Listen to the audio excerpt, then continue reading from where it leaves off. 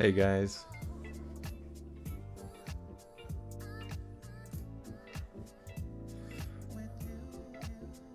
How go with it, my friends?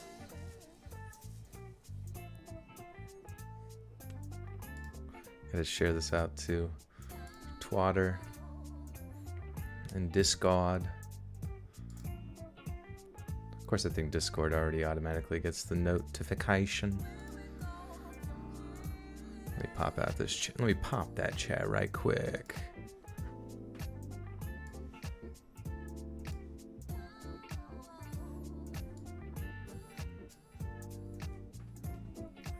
The quarantine. Fuck the quarantine, bro. I'm so done with it. I'm so done with that bullshit, man. Not to be negative, but the quarantine can eat my ass. The quarantine can get coronavirus for all I care.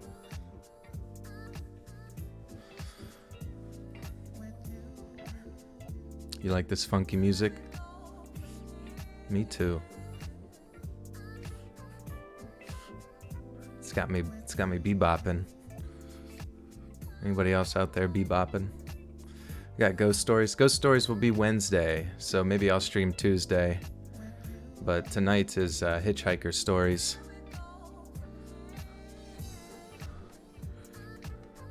I was gonna do ghost stories Friday, but and I was like usually when I do videos Friday, like views kind of slow down on the weekend for some reason, which is kind of strange. So I thought I just, I needed something a little bit more like that I had in the barrel, ready to rock probably for Monday. But I was like, I think these, well, what stories did I do again? Retail, right? Yeah, did retail. I felt like I got to do those to kind of keep things flowing, keep people interested, because sometimes I do ghost stories and people get kind of like, I don't like ghost stories, they're stupid, and not as many people are interested, and it kind of like kills momentum, if you know what I mean.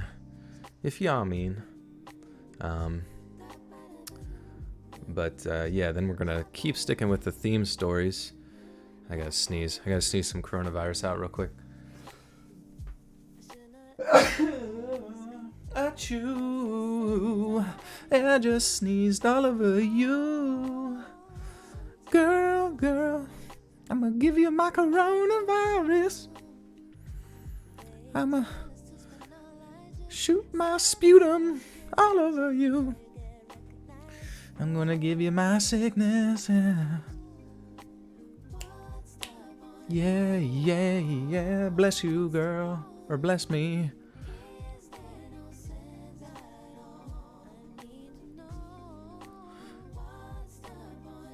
When your sister trades your Pokemon card, so you sell her left lung. Yeah, I feel that.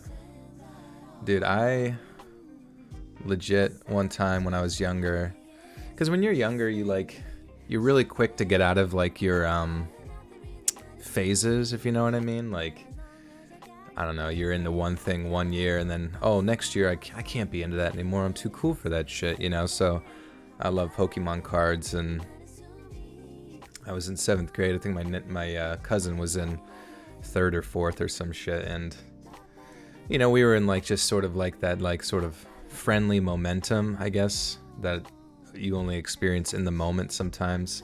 And I was in the heat of the moment with my cousin, and they asked if they could have my Charizard card, and I thought, I'm in middle school, so I'm like, I don't need that shit, you know what I mean? I'm too cool for Pokemon. And so I said, sure, whatever. Next time I'll see you. And then like I remember my aunt had like followed through to ask to follow through with me later on, and it caught me off guard because now, oh no, an authority figure and your aunt is asking about a promise you made. And Miss Molly with the 2 says, all the social distance. I know, I'm keeping a social distance from this message because I can't even read it from the... Thank you, Molly. And Breadmoth, thank you. Good to see you guys. Some Discordians have entered the chat. Finally, with $5, says finally catching a live stream, and at work too, working from home, sheltering in place. Worst and boring apocalypse ever. I know. We're the zombies, dude. It's all a big lie.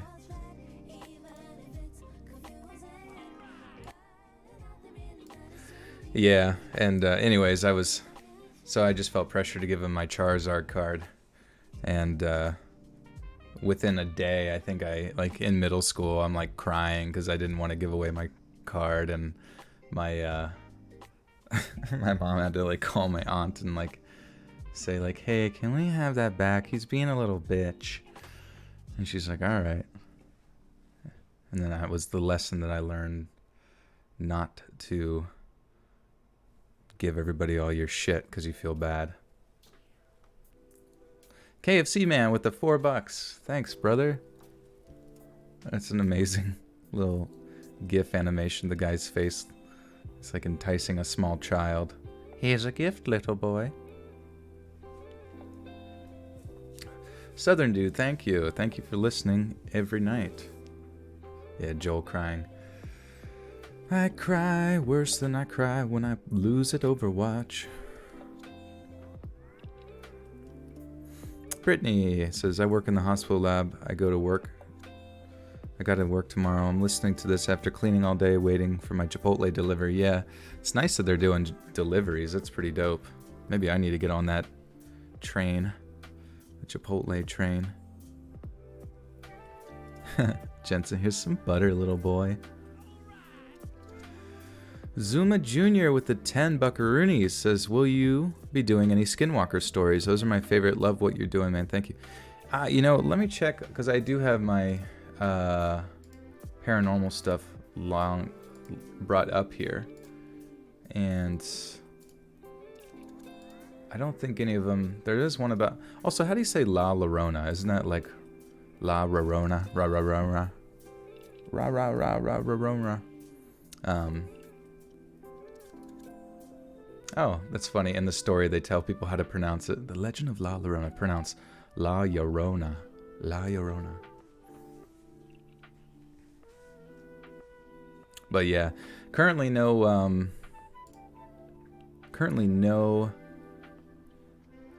Skinwalker stories in the lineup right now. Though I would like to do a video dedicated to that at some point. It's just I don't think as many people have experiences with mythical beings as often as they do creepers around the world. Those are a little less rare.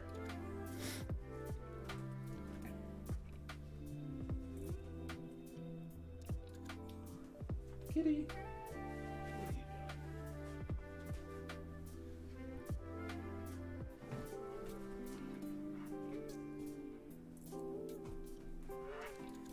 My cat wanted to jump up on my computer chair, but I had something like in the way of it, so he's just staring at me, waiting for me to make some moves. But he also is scratching the computer chair, which sometimes is an indication that he wants to leave. We've got a system worked out. We know each other's patterns. We have become one.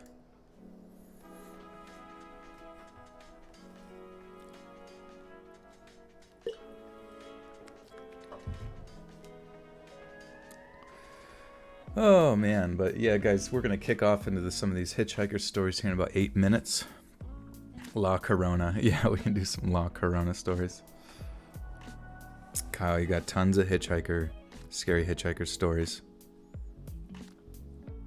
You're more, was that from picking them up or being the hitchhiker? 4 Skinwalker stories, please. Oh man, those are an everyday thing. Every hospital's baby ward's just full of them. Emma, you just recorded your first ever narration audio. Oof. Oh yeah, it's definitely a learning experience, but I'm excited for you. That's awesome. What did you record?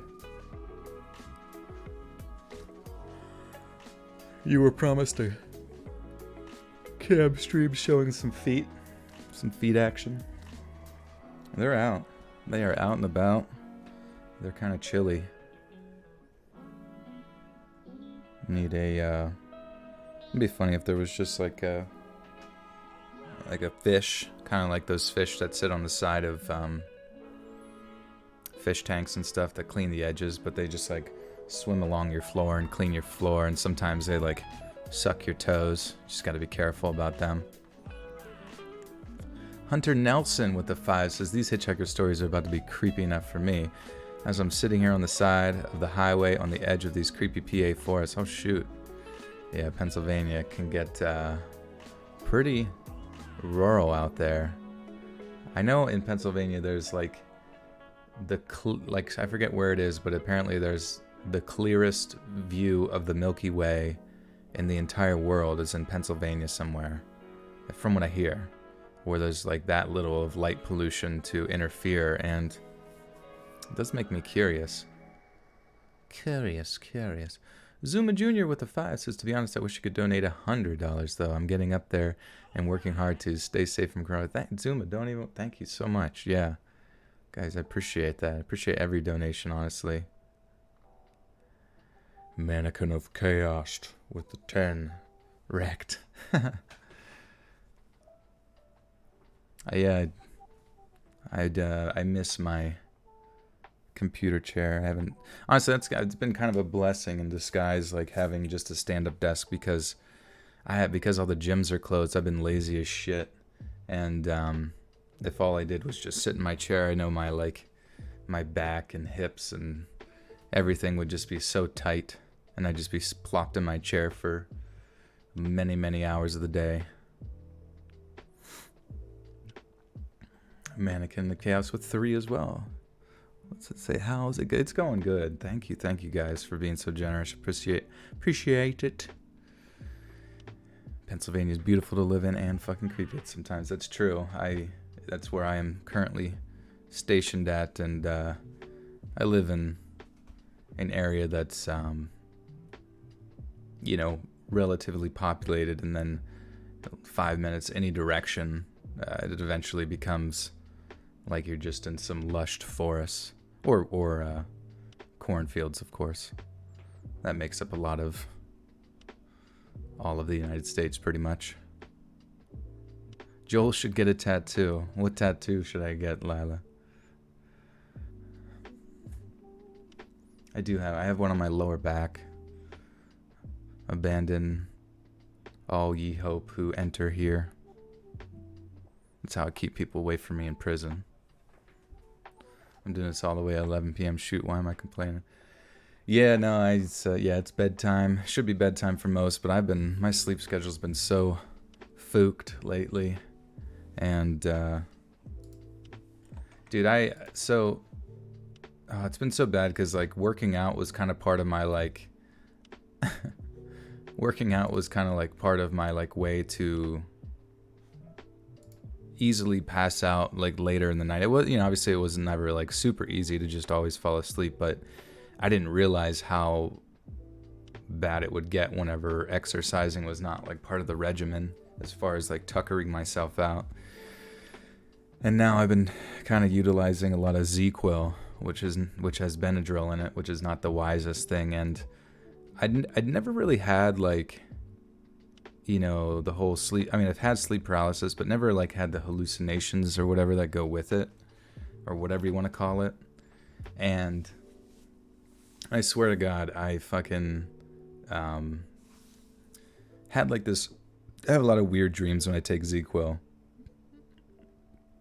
And I had some dream, I think, about spiders, and I, like, open my eyes and I'm, like, really groggy, and I look up at, it's dark in my room, but it's kind of light in there because I think it was probably afternoon by this point, and I look up at the ceiling and I just see a fucking, like, what looks to be like a specter of a like a very large tarantulas, massive spider, like, crawling on my ceiling, like, upside down towards me, in the anticipation that it's gonna, like, jump on my face. And I'm just like, oh, you know, like freaking out because I'm like, what the fuck is that? And then like I close my eyes and open it again. It's like getting faded, more faded, and then like I close them and open it again, and it's gone. And yeah, it was really freaking weird.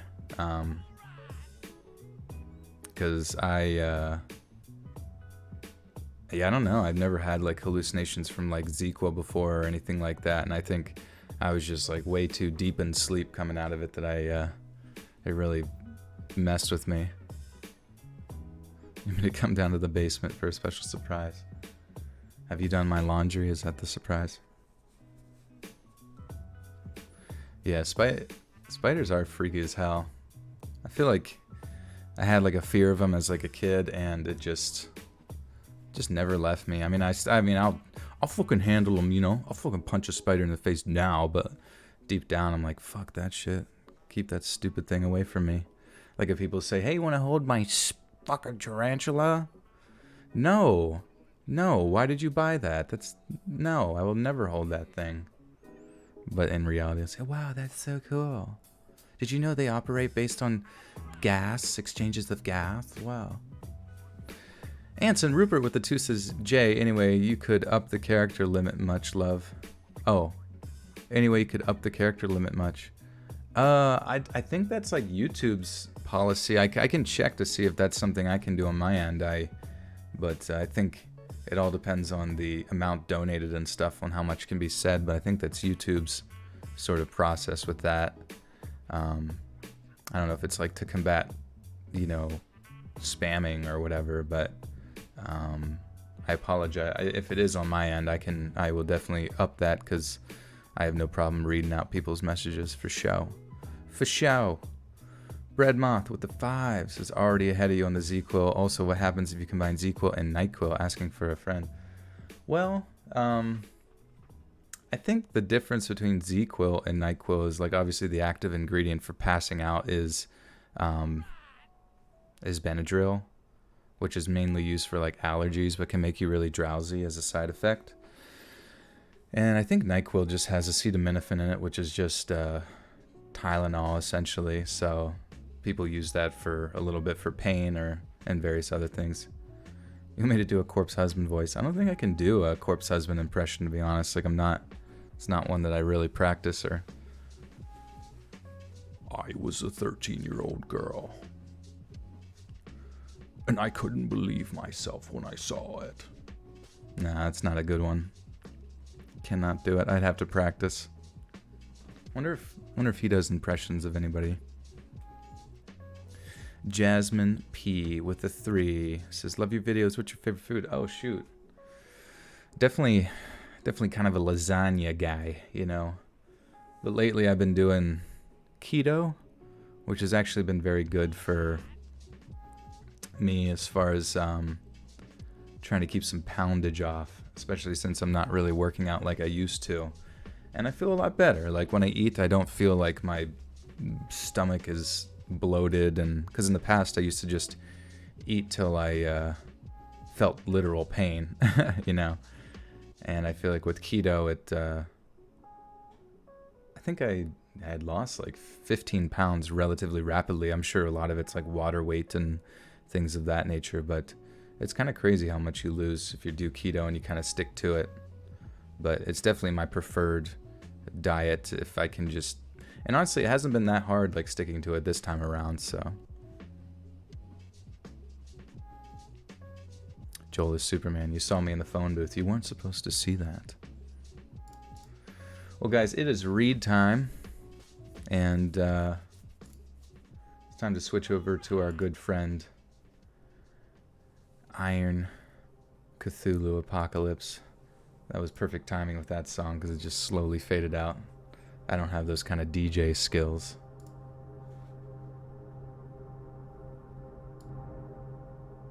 Turn that down just a tiad. Just a tiad.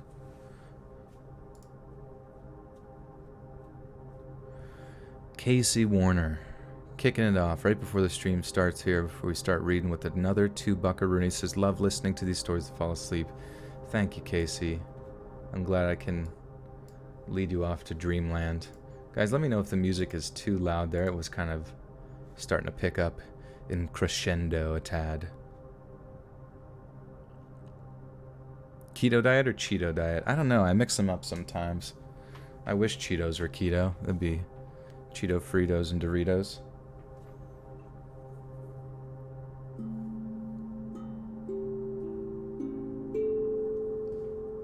Okay. Who is Corpse Husband, Mr. Nightmare? They are also some reedy boys out there on the internet reading spooky stories, and I fall into their category of horror story narrator. They are good fellas. Good fellas. Not the mafia type, but you get the idea. Alright, let me switch over this to our reading screen. As you can see on screen, or in the description if you guys ever want to find any information about where to submit stories, where to find me on social media, you can go to reddit.com/r/letsreadofficial. That's the best place to submit your stories to get them read on the channel, or end up on subscriber story time as well. And yeah, Twitter is Let's Read Creepy. Instagram is letsread.official. I'm at 9,400 followers on there. I really would love to get to 10K so I can get verified, and then I can put links on my story to let people know that I will be streaming. But I am kind of under the presumption that most people will know that I'm streaming through notifications on YouTube that go to their email or their phone or whatever. And yeah, and I rely on you guys to kind of share this out. So feel free to always share the videos, like this stream if you can. It lets YouTube know that it should pump this knowledge of the fact that I'm streaming out to more folks out there in the interwebs. But other than that, I think we're going to kick it off here. I'm already noticing that we got a location. His name is Rory Benet, and he's from outside of Edinburgh. I don't know if it's like Edinburgh, but I don't know quite how to pronounce that. That could be precarious there. My Instagram stories are hilarious. It's good. Yeah, I've just pretty much at this point I just use it to post memes and let people know when there's new videos. I always like to find some good memers.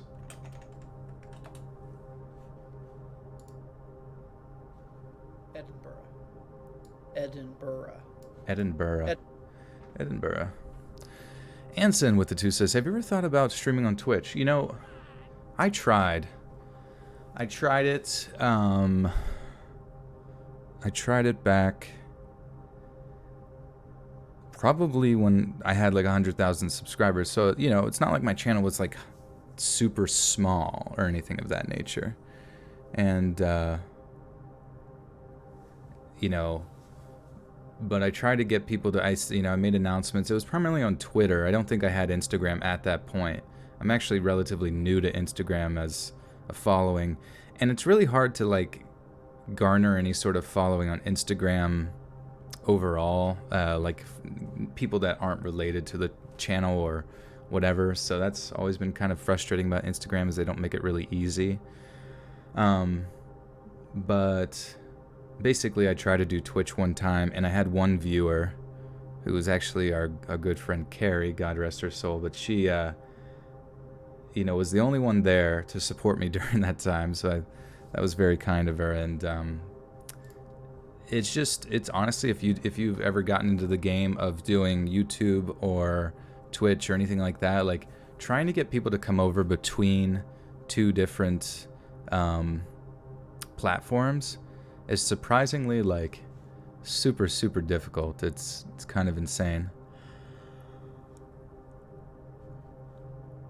I gotta bust out the Deep V t-shirts. I know, I need a Deep V. I wouldn't mind doing a face cam, but like doing a face cam is like an added level of pressure on what you look like, and you know, you can't just pick your nose or some shit without getting called out on it. All that good stuff. You know how it goes.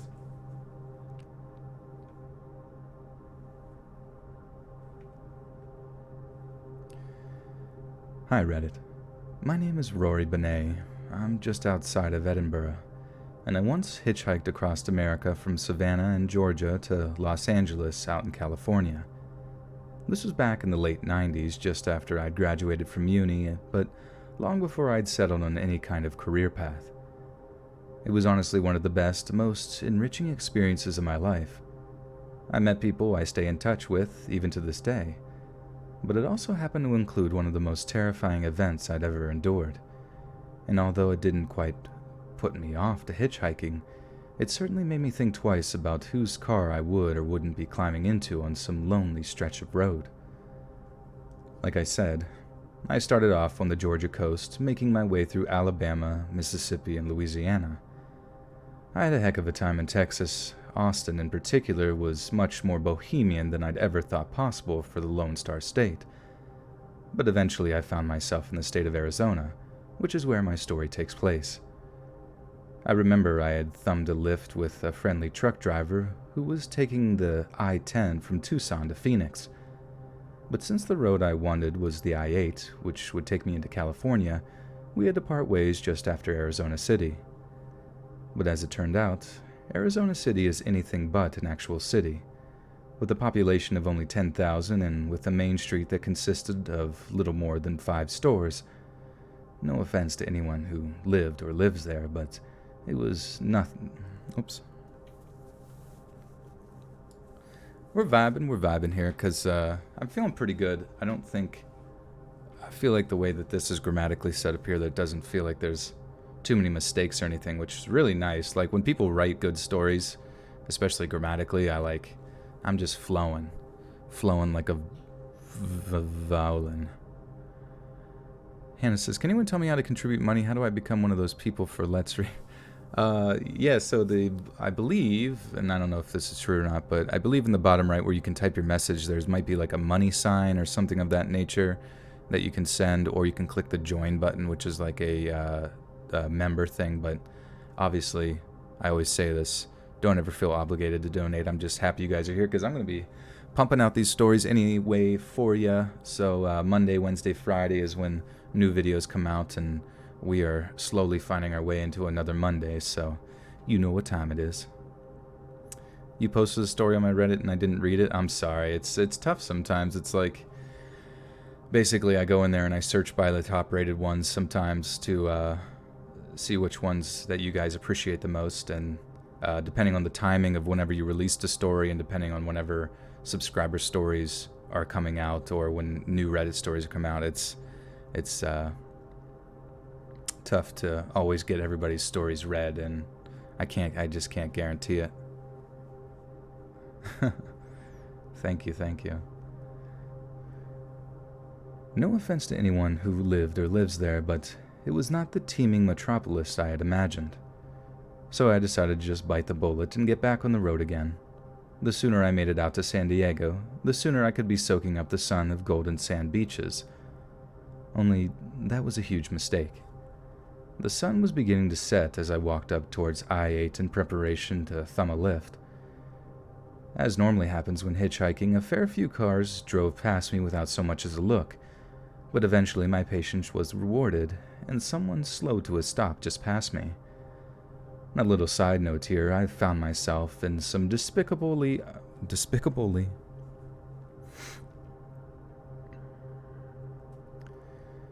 Now, a little side note here, I've found myself in some despicably unclean vehicles before now. On many an occasion, I've jumped into the passenger side of a truck or van only to discover that the interior is filthy, stinking, or both. It's not pleasant, but it's just one of those things you have to put up with if you choose to hitchhike. Only this particular car that stopped at the edge of the road for me was gleaming. As I approached the car's rear, I could tell it was either brand new or the owner took a great deal of pride in its appearance. Either way, it was... Oops. Yeah, someone's gonna have to keep track of my mistakeys. Despicable. Yeah, you know, I feel so bad for the people that are doing, like, online school and all that shit now, because, honestly, like, anytime I ever did online classes, it was like they had to find every possible way to make it as inconvenient and difficult as possible. Or like they had to add as many assignments as they possibly could because they thought that just going through the lectures and stuff wasn't, enough. Like, I feel like in a lot of teachers' minds, they think just coming to a physical lecture and being there is somehow like punishment enough for students or whatever, or like enough work to allow them to learn. So like homework's not always a priority, but I feel like when stuff's online, it's already hard enough sometimes learning on your own, you know what I mean, when you don't have someone to reference or someone to ask a question to. And then so you have to make it through those lectures or whatever the sort of lesson is for the day. And then there's always homework added to that on top of it. So I just feel like the amount of assignments that kids are probably getting right now is just way too much for, I don't know, just what they currently or maybe have previously been used to for school. Hannah Rad with the 5 says, "Oh snap, thanks for educating me. This is great. Thank you for entertaining my 8-hour desk job days. I'll do this whenever I catch your live." Thank you, Hannah. You're welcome. Thank you for the 5. Anson with the 2 says, "That's funny. I grew up in San Diego." Uh-oh. Is that close to where I forget where this story said we're at right now. You have 5 classes you're doing online right now. That sucks. Yeah, it's just such a terrible thing, and I literally have no idea when things are going to come to a end, because I had recently heard today that the current administration said that, as far as social distancing will extend till April 30th, but I mean, depending on how this progresses, or at least what is officially said to us, I mean, it could go who fuck knows how long, which, I don't know, just sucks. Viruses suck. This pandemic blows, dude. Either way, I was pretty excited at the prospect of luxury transportation, especially since I'd previously ridden in some real stinkers. "Hey man, need a ride?" The driver asked as I drew level with the window. 2 sharply dressed men occupied the driver's and passenger seat, not usually the kind of people that stop for hitchhikers, but you weren't about to catch me complaining. I told them yes, opened the car's rear door, and climbed in before they drove away. The first thing the driver brought up was my accent, asking where I was from. I told him I was from Scotland, traveling the southern U.S. as part of my gap year. "You ever been to Mexico?" he then asked me. I told him no, but that I'd always wanted to visit, that maybe if I found a job in California, I could pop over the border for a day or 2. "It's a beautiful country," he told me. "My people are from down there. Beautiful place, but crazy, you know?" He and his passenger gave a knowing laugh, one I found a little unnerving. It was around then that the 2 guys in front of me began to speak Spanish.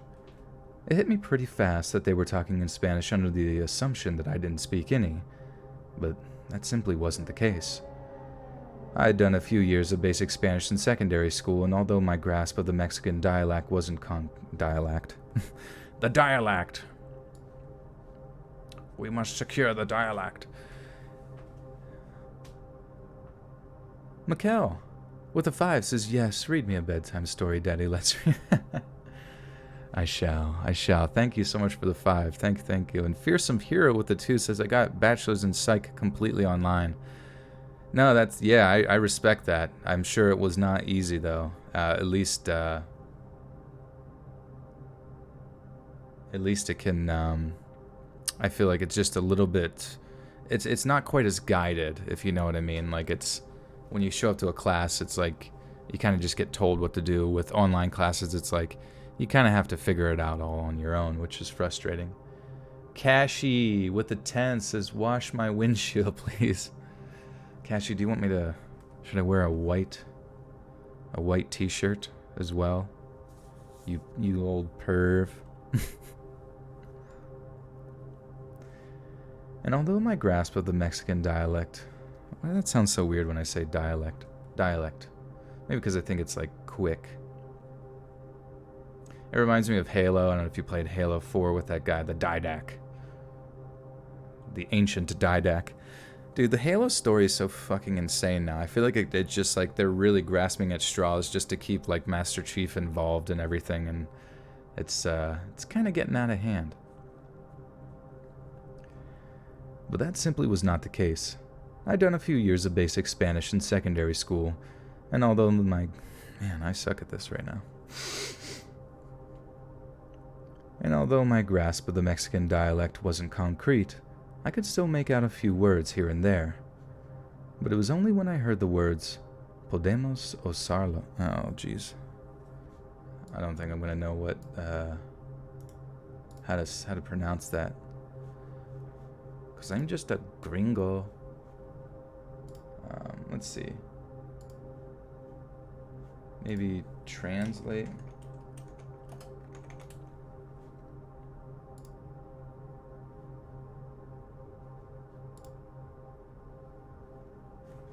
If any of you guys know what that means, then the brief time that I said it.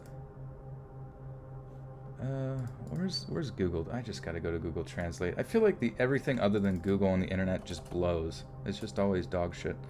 Google Translate. We can use it, is what it seems to roughly translate. Maya B with the 5 says, this is my first time taking online classes and it's been quite an adjustment. I bet, yeah. Thank you for the 5, Maya. Yeah, it's just... I just feel like there's just... it requires a certain level of, like, independence that they don't really teach you out the gate. Alright, so Podemos usarlo. Is that how it's said? Did you pronounce the R or not the R, but the L? Podemos usar, or I don't even know. Let me check the dialect. Yeah, check the dialect. I'm going for it. If I do pronounce it wrong, just let me know, because I don't want to like fuck it up right out the gate with the first story, because I feel like it kind of kills the immersion for some people. You know what I mean? But I'm sure. It don't matter none. It don't matter none.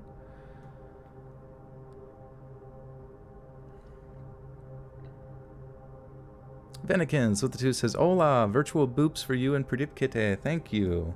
He is there curled up on a ball, waiting. He's just asking to be booped right now. But it's good to see you, Venikin. Yes, you pronounced the L. Okay, cool. Thud. Hey, nice cock, kid. Sorry, that's like an inside joke of, what the hell's his name? Peter. Peter, you know the guy. All I have to do is say that and you'll get it. But you should look that up. Anyways, moving on. Somebody explain that joke. But it was only when I heard the words, Podemos usarlo, that I began to get seriously nervous. That phrase means something along the lines of, we can use it. The it in this situation was of course me. I couldn't work out whether or not they were using Mexican slang to suggest that they were going to rob me or whatever, but then I caught another phrase that really clued me into what they had in mind. Mulo ciego. Fuck. Do another translato. Mulo ciego. Mulo ciego. Joe Swanson. Like Kronk. Yeah.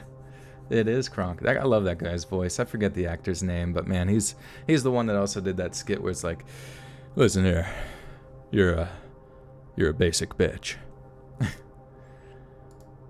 You like pumpkin spice lattes. Take Xanax when you get nervous. You're a basic bitch. Show us your face. You gotta come find my face. It's out there. Mulo ciego. Okay. But then I got another phrase that really clued me into what they had in mind. Mulo ciego. Was one of them... What? Whoops. Mulo ciego, one of them said in passing. Blind mule. I'd seen enough banged up abroad to know just what they had in mind for me. In all likelihood, they were planning on taking me down to Mexico before hiding drugs on me, then driving me back so they could retrieve them safely. But then they said something that sent a chill down my spine. Comienza a... God damn. This is a long sentence for a noob here. Tell me if you guys... I have no idea how to say it. I put it in the chat, but I'm going to put it into Google Translate again. Start acting stupid. Kill him. Comienza a actuar estúpido. Mátalo. Mátalo. Comienza a actuar estúpido. Okay. Shit. I feel like this is just so much Spanish. I'm just going to fuck it up.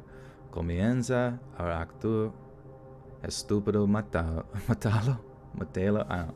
Let me listen to it again. Comienza a actuar estúpido. Mátalo. Mátalo. Is that... I have no idea if this robot lady is saying it correctly. Why am I reading so much stuff with Spanish in it? I don't know. This just happens to be in the story and part of the story. Comienza a actuar.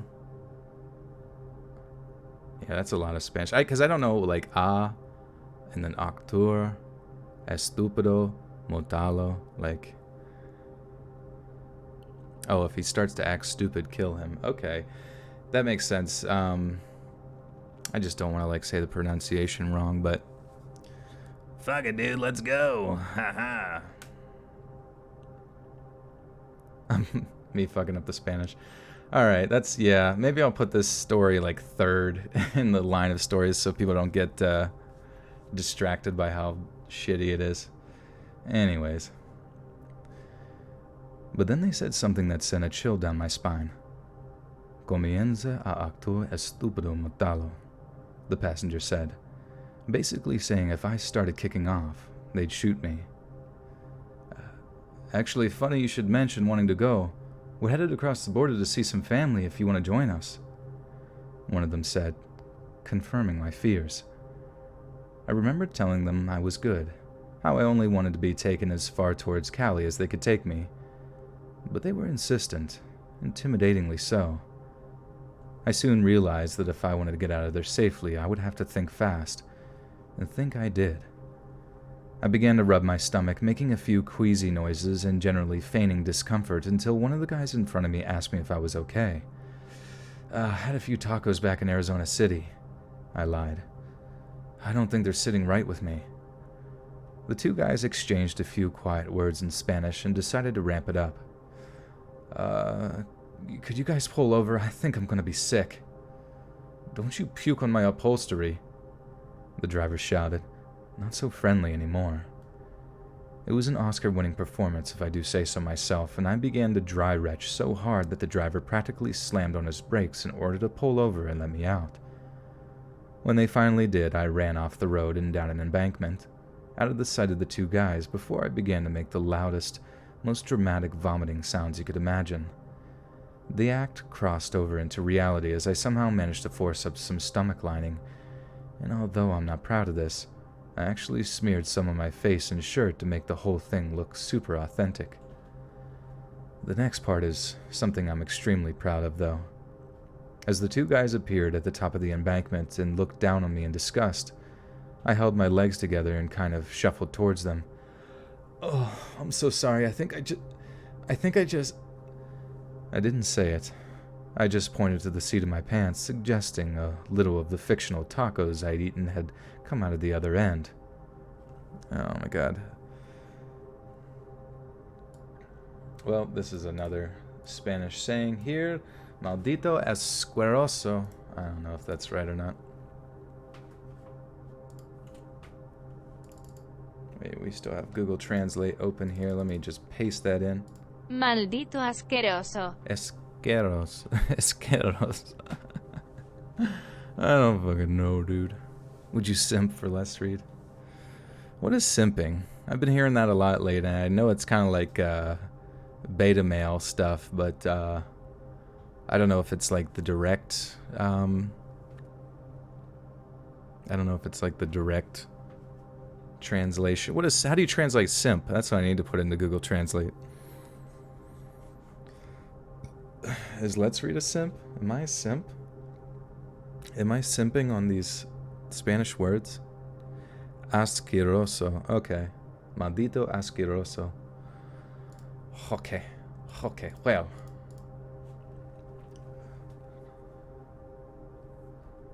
Maldito asqueroso. One of the guys spat. Disgusting. Wincing as he rushed back towards his car. They didn't say a word to me as they hopped back in and sped off along the highway. Few times in my life have I felt that relieved, and I actually danced along that dark stretch of highway for a while once the car was well and truly out of sight. The moral of the story: be bloody careful whose car you get into at the side of a highway. Sometimes it's best just to man up and find that flea-bitten motel than risk your life with members of a cartel. Cartel or motel, you decide. Forgive me, Father, for I have simped. Simping is like paying... Oh, my cat... I lifted my foot to scratch my ankle and my cat's behind me. That's cute. What are you doing? Oh, okay. He's going into his... It's so funny, I've been I had this one cat bed underneath my stand-up desk that he doesn't really get in very often, but I put one of my shirts in there because I heard that cats I heard that cats kind of like your scent to lay on your clothes and stuff like that, and so I put one of those in there and then kind of laid him in, and I think he's into it now. He's into it. Pradeep is definitely a simp, like a full-blown simp, but I could also see myself simping for Pradeep pretty hard. Show cat on Discord? Oh yeah, if you go to my pinned messages on the Discord, you can see me and Mr. Pradeep all in one quick stop drop on Discord. And it's all free. It's all free, guys. You can look at my face for free. Mikkel with the 5 says, just because you made a low-key end of the world reference and are also a cat dad. Thank you. Thank you. I know, that's definitely... I feel like ends of the world. It's been so long. It's been so long since that video was out. I remember I'm showing my age here, which I don't really care. But back in the day, a lot of people I feel are used to going into their Instagram feed and getting...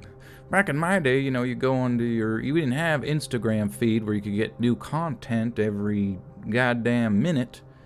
You had to sign on to E-Bomb's World once a week, watch some stupid-ass funny video that pretty much created all of your inside jokes amidst your friends for an entire week, and defined most of your personality and comedy.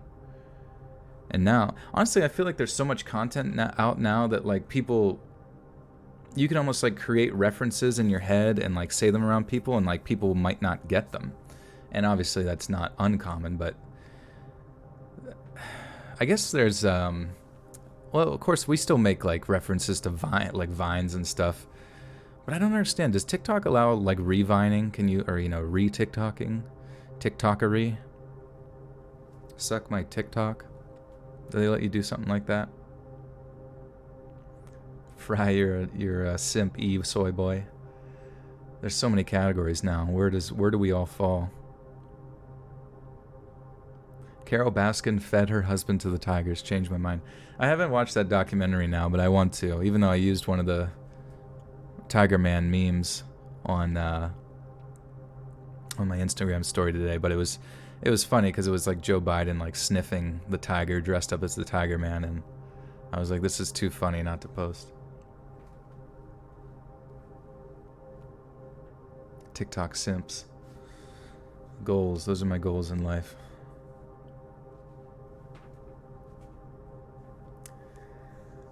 All right.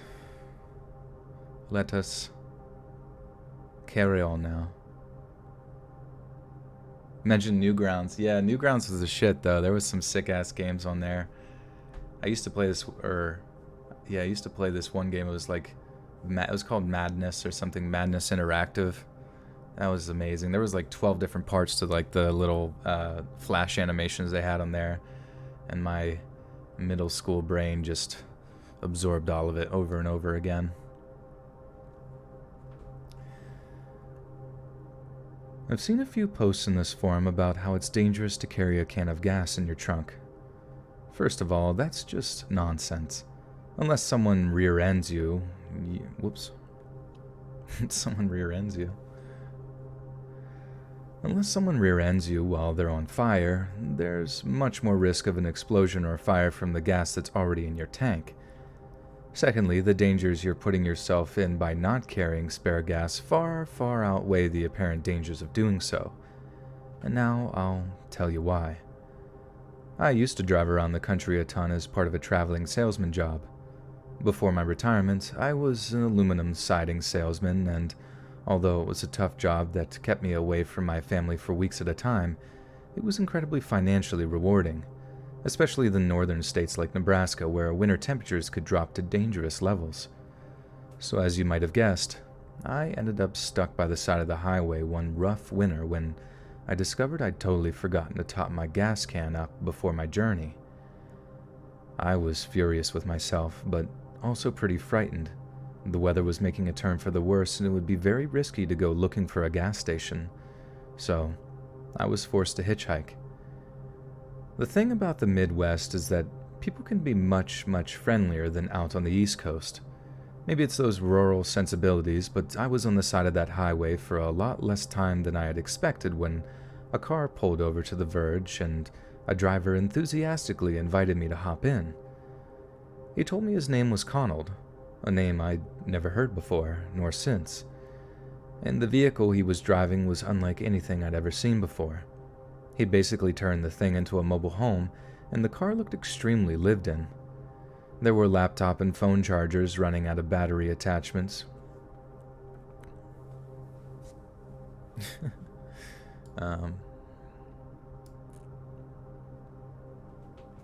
You could smoke, or you could smoke if the gas can is not sealed shut.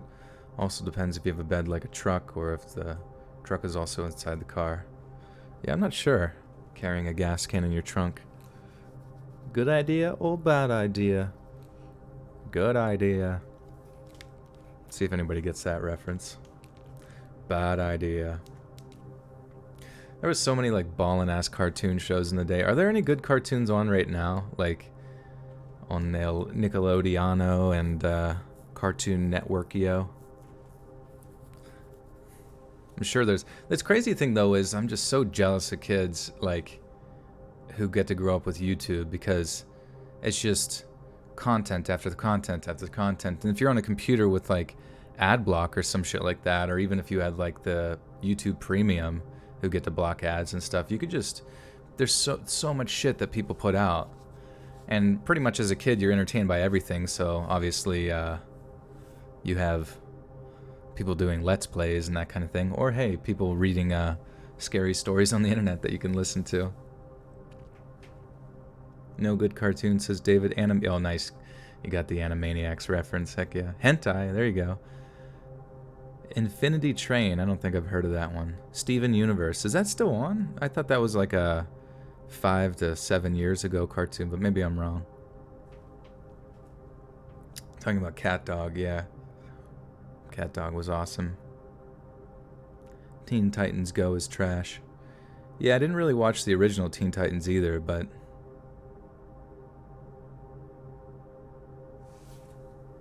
just cheap CGI.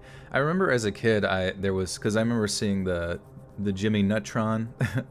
Jimmy Neutron had come out with, you know, the movies and stuff, and it was kind of like exciting seeing movies in 3D, but I could tell that like Jimmy Neutron was one of the first like really cheaply made ones, if that made sense, where I was like, or maybe not necessarily cheaply made, but I was like, I started to pick up at a young age that they were pumping out these 3D animated shows because they were cheaper and didn't really require a lot of like effort put into animating by hand or whatever, which makes sense, you know. But it was weird to me because I could kind of see like the downturn of media, where it meant it was more about how efficiently you could produce content as opposed to like the quality of it. And I think that was even more prominent in like adult shows like post 9/11, whenever they started doing what the fuck's that show? Duck Dynasty, if you guys recall that show, which now actually my roommate's really, or has like every season of that show, and I'll watch it with him sometimes, and it's actually funny as shit because it's just so stupid. But back when I was a kid, I always felt like I was getting personally screwed over because there would be another reality show on television, or West Coast Choppers or random shit like that, where it was like, God, they can't even write shows anymore. That's all just got to be like semi-scripted reality bullshit. Venikin's Art with the 2 says, I believe in old Greg, bless his mangina. Old Greg, I have a mangina. That show was awesome, The Mighty Boosh. Holy shit, that was a good show. That's actually a good idea. I kind of want to get every season of that if it exists out there on the old Amazon. There were laptop and phone chargers running out of battery attachments. Running out of or on? There were laptop and phone chargers running on battery attachments. All kinds of garbage dumped in the footwells. Even a loudspeaker grafted onto the top of the car. I mean, it almost looked like a police cruiser from some post-apocalyptic future. Anyway, I've climbed into this guy's car and I've explained that I need him to drive me to the nearest gas station and back so I can get back on the road. In a raspily, gravelly voice, he agrees to help me out and we're on our way. But as soon as we're back on the highway, he starts asking me all kinds of probing questions about my life and my job. When I tell him I'm an aluminum siding salesman, he starts accusing me of trying to trick sweet old ladies out of their pensions for paneling that would have had... Sorry, that was like a tongue twister briefly there. Kitty cat, what are you doing? I can't tell if he wants out or not. He just... When he gets like extra active, that's when he seems to be in a bit of a stir. When I tell him I'm an aluminum siding salesman, he starts accusing me of trying to trick sweet old ladies out of their pensions for paneling that would have them freezing to death in the winter. No, oops. Shit. Tom and Jerry's one of the best ever. I do miss those days because, like, when I was younger, I would watch Nickelodeon, but then, like, at nighttime, you would get Nick at Night, which I wasn't as much of a fan of, like, the old-ass sitcoms and stuff like that. But, Cartoon Network, like, constantly had, like, old-ass shows, old cartoons and stuff on that I would watch all the time. And, Tom and Jerry was definitely one of those that was on all the time. And then suddenly I think it all moved over to Boomerang, which kind of sucked ass because, I don't know, sometimes... I mean, obviously you can go to Boomerang's channel, but something about it being on conventional cable was kind of awesome. Oh my goodness, Nisha Chowdhury with the 25 says, Captain Planet, what we need right now, to be honest. Good night, and thanks for the live, for sleep, always. Thank you, Nisha. Yeah, Captain Planet was an awesome show. I always thought, like, it was funny. What are these? Like, ice, wind, fire, water. And he's like, heart. Feelings. I always feel like that kid who had, like, the heart power never did anything till the end, where he had to just, like, make somebody feel, like, tingly in their pants or something to distract them. I'm going to shoot my heart beams at his groin. Breadmoth with the 2 says, Mork and Mindy on Nick and Knight was great. Nanu. I don't think I remember that, honestly. Damn. I remember recently seeing, like, Fresh Prince of Bel-Air is on Nick at Night, and that's kind of made me pretty happy. Venikins with the 2 says, will you drink Bailey's out of an old boot, old Gray? Always. I love Bailey's. What a strange combination of alcohol, where it's just, like, based in cream. Not bad, though, obviously. Captain Planet was the exact right amount, that's true. Oh, Care Bears was sick. Dude, those old shows from, like, the 70s to 80s was dope as fuck. Tim donated. Tim, with the $10. Thank you, Tim. What's poppin', slime?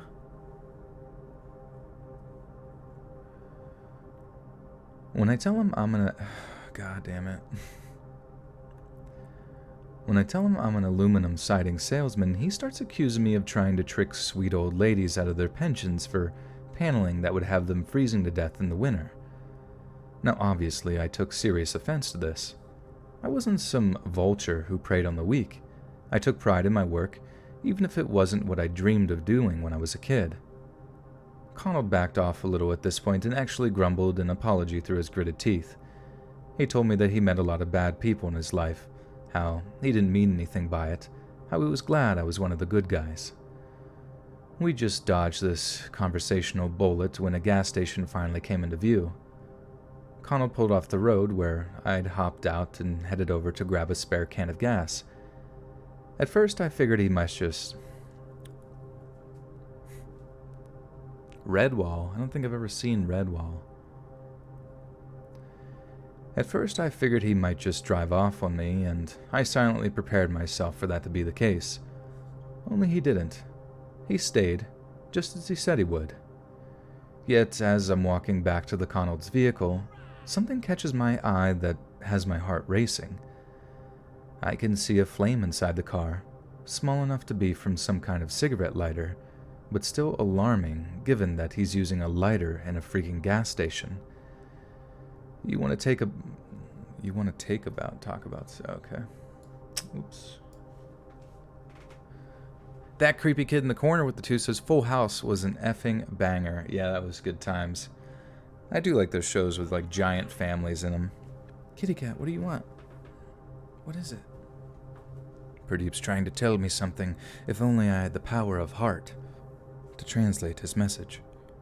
Of probably wanting some cuddles. Nisha with a 5 says Courage the Cowardly Dog was the creepiest, but I'm not sure if I understand it still. Yeah, Courage was very creepy. There was some episodes that kind of left me unsettled as a kid, and I didn't watch it quite as much because I kind of felt like Courage was a bit of a simp for Muriel. I don't know if you guys felt simpler. He just kind of like... And he always got shit on, you know what I mean? I don't know why, I just always really liked characters that like got the job done. And obviously Courage did, but he was such a oh shit. My cat's just knocking stuff over. But he was always just kind of like a little bit of a simp about it. Muriel! Muriel!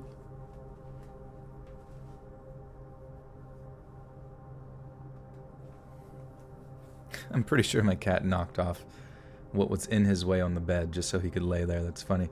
Alec Vega with a 5 says, Hey guys, me and my party are alive and well. Hope everyone is doing great. Enjoy your days. Stay safe out there and love scary story time. Thank you, Alec. The party has started. How's the drinking games going thus far? Venican's Art with the 5 says, Thundercats, yo! Perdip can be their PR rep. Joel can be the driver, lol. Joel, please say, Thundercats, ho! Used to say that shit all the time. Thundercats was one of those shows that I didn't appreciate until I got a little bit older. Like when I was younger, for some reason I didn't relate to the characters, but as I got older, I just thought it was kind of just weird and ridiculous, so I just enjoyed. What was it? Mumra. It's me, Mumra. I'm evil for no apparent reasons. Oh, there was Thundercats, but what was the other one? It was like two cats driving motorcycles. Shows like Cat Mutants or some shit like that. Fuck.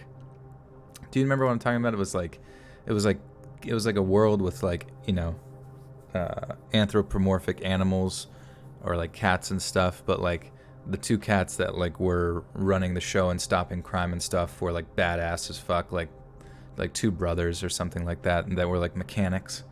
Alec with the 2 says, we are alive and well so far, hopefully. Please do be safe. There's a lot more than Corona out there to worry about. Such as a little too much wine. Sweet bear wine. SWAT cats. Is that what it was called? SWAT cats? Shit me, dude. Oh yeah, with a K. Was it with a K? Yeah, SWAT cats. Radical Squadron. What the fuck? What a weird show. But I felt like I loved that show because it was like really well animated. One of my favorite animated shows besides that one was Batman, the animated series, that had, like, you know, the infamous voice of Mark Hamill as the Joker. And that was always dope AF.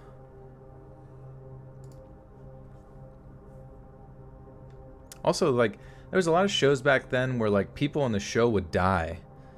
Oh, Animorphs was sick, yeah. Chip and Dale. Damn, there's so many good ones.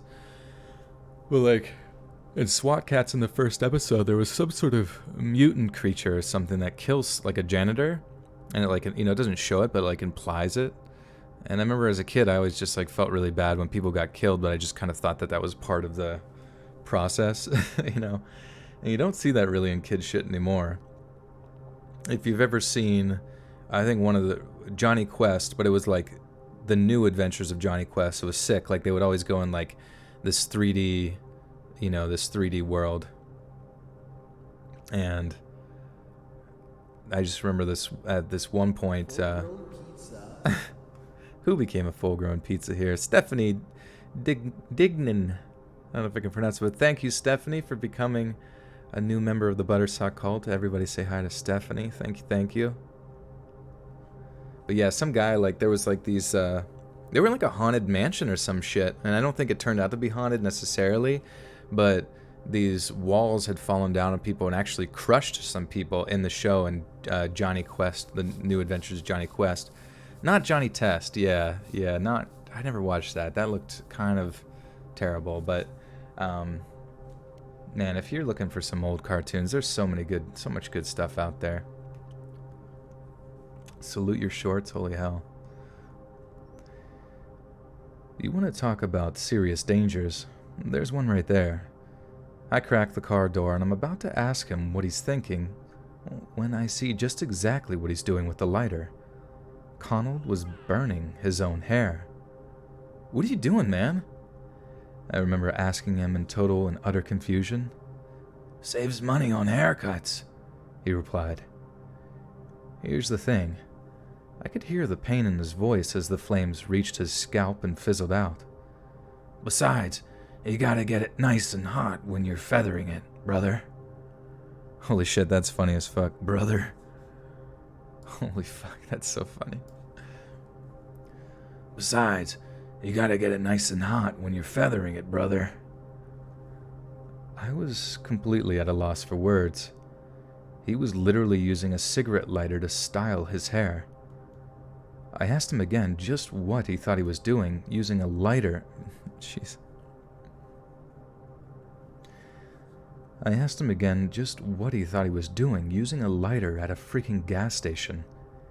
He snapped back at me, but I asserted that I was holding a gas canister in my hand, and he should put the thing away before I got back in. But that's not even the weirdest thing he did. On the drive back to my car, Connell began to complain about a pain in his tooth. I sympathized a great deal. My daughter had some dental work done that previous year, and it had cost us a fortune. That and tooth pain can be terrible at times. I can relate to the story of my daughter's ordeal to him when he began to growl and pull over to the side of the road. He seemed furious, and at first I was worried he was going to try and kick me out of the car, right there at the side of the freezing highway. But I never, ever could have anticipated what he did next. Connell reached under the driver's seat and pulled out the biggest hunting knife I'd ever seen in my life. He looked at me, holding the tight... Shit.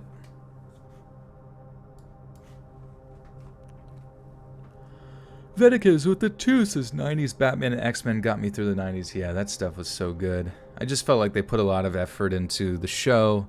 The themes were, like, mature, and the fact that it was, like, I don't know, it didn't treat you like a kid.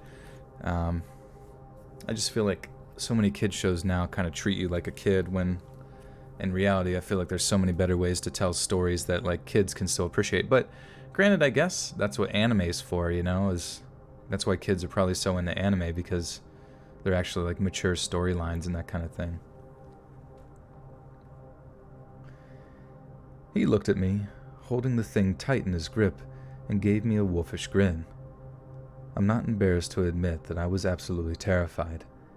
The guy was obviously The guy was obviously not playing with a full deck, if you catch my meaning, and I slowly prepared to throw myself out of the passenger side if he went for me with the blade. But he didn't. Instead, Connell put the blade into his mouth, and I heard the sharp edge grind against one of his teeth as he bit down on it. I remember desperately wanting to ask him what he was thinking, but the words just wouldn't come out. All I could do was watch as a few drops of blood bubbled up from between his lips and ran down his chin. He was ripping his own freaking tooth out with the blade of the knife. It was horrific, and in the end I couldn't bring myself to watch as he grunted and growled, his raspy voice grinding in agony as he dislodged a tooth with a sickening crunch. Like I said, I wasn't watching, but I listened as he spat the broken tooth out into his palm, rolled down the window, then tossed it out onto the highway. You could have saved a few dollars on your daughter. Oh, that's what he's going to say. You could have saved a few dollars on your daughter like that, brother, he said, in between spitting out mouthfuls of blood through the open driver's window. Again, I couldn't say a word. I was in utter disbelief at what I'd just seen. Luckily, we rolled up my gasless car. Sorry. Johnny Tests is fun the first time, but once you've seen it constantly, it just pisses you off. Oh, okay. I've never watched it. I think what was so cool about Johnny Quest, the new adventures of Johnny Quest, was it always just felt like there was something badass going on.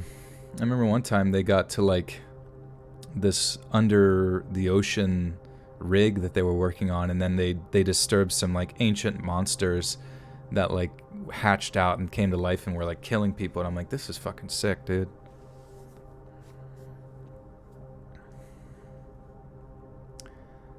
Luckily, we rolled up to my gasless car not long after, and as promised, Connell slowed to a stop and let me out, having helped me get back on the road.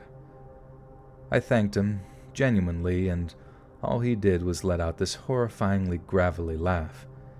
It was truly evil sounding, but honestly, I don't think that guy meant me any harm at all. He was just manic. I still think about Connell sometimes, and I wonder how he's doing, if he's still living in that car and performing self-surgery. But on the off chance he comes across this post somewhere, thank you, Connell. Just please, get some help.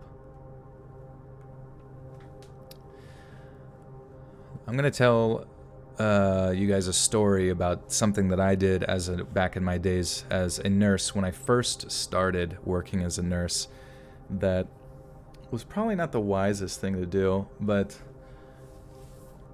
obviously I won't give any patient information away, but it wasn't actually even, or what, I don't actually remember if it was the patient or the patient's family, but I just remember like the family was visiting them. They just had surgery or some shit. I'm fairly certain it was the family. And, you know, where I live, you know, it's a mixture of all sorts of different people, but the primary demographic is kind of like backwoods, to say the least. And and the one guy said, "Hey, what can I do to get this old tooth removed?" And I was like, "What? What do you?" I was like, I mean, you might have to see a dentist for that one, my man." And he was like, I'm like, "Oh, come on. I mean, I do this all the time. I just, I've got like a rotten tooth back there that I need removed. And I mean, I don't even feel it anymore. The nerve's like straight up dead, but I just need it taken out." Yeah, give me a sponge bath. Yeah, just give it to his family. And it was like I had some downtime, and I don't know why, there was just a part of me, like this guy asking for, like implying that I somehow like assist him to remove his dead tooth, was the weirdest shit ever. But I was like, you know what?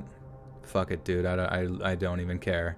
So I like went and got gloves, went and got like these clamps that are like in sterile processing that obviously would throw out afterwards, and did throw out. But yeah, I just took the clamps and clamped down on the area of this dude's like fucking dead ass tooth, and you just like, and it was really easy, surprisingly, just like a twist, and it like just came right out. And man, that was it was weird looking back on it, because that was like right in the start. But I remember having to like actually like, you know, closing the door to the room, because if one of my like coworkers saw, they would probably freak the fuck out. Now, at the end of the day, it was just like, you know, no, did I snort his tooth afterwards? Yeah, I grind that shit up, dude. But it was just funny to think that, like, in any other circumstance in life, it's like, no one would give a shit. But if anybody in that work scenario were to have seen it, they would have, like, lost their fucking mind. You know what I mean? But the guy felt better. He was doing good. If it was bleeding, I, you know, gave him something, you know, something to just, like, sterile gauze or something to put on top of it. But it's like, shit, man, I could just be the fucking town medicine man, for God's sakes. We'll just go move to a village somewhere and work there. But that was a weird experience, but it was a weird guy, I guess. Okay, how do you say these last names? I never know how to pronounce these last names. This person's Linda Van, and it's Nguyen. I never know how to pronounce those last names. I see them all the time, I feel like. You want me to pull your teeth out?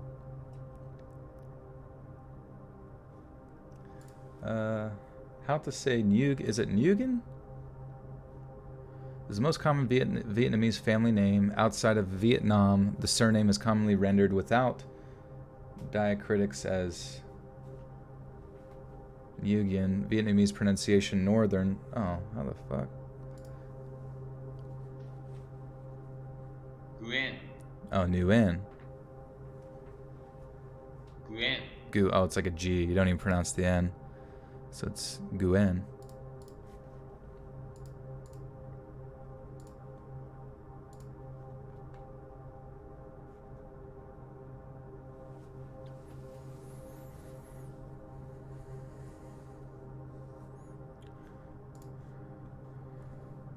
Nguyen? It's saying on here that it's, yeah, Nguyen, or with a G almost, Nguyen, but maybe, yeah, Nguyen. Okay, whatever. Drink some Wawa.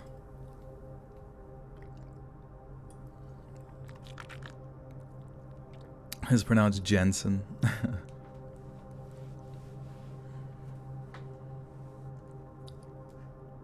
Nguyen.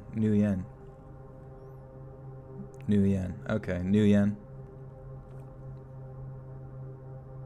You're a loser, please drown you. We're not gonna drown you, Zen, I'm sorry.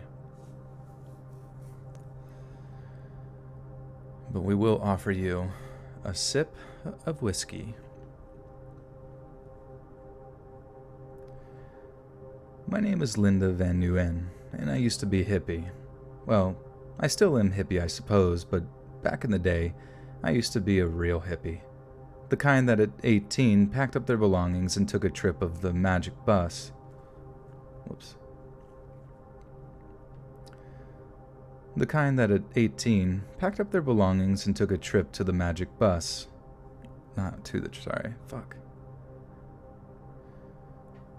The kind that at 18 packed up their belongings and took a trip on a magic bus all the way out to India.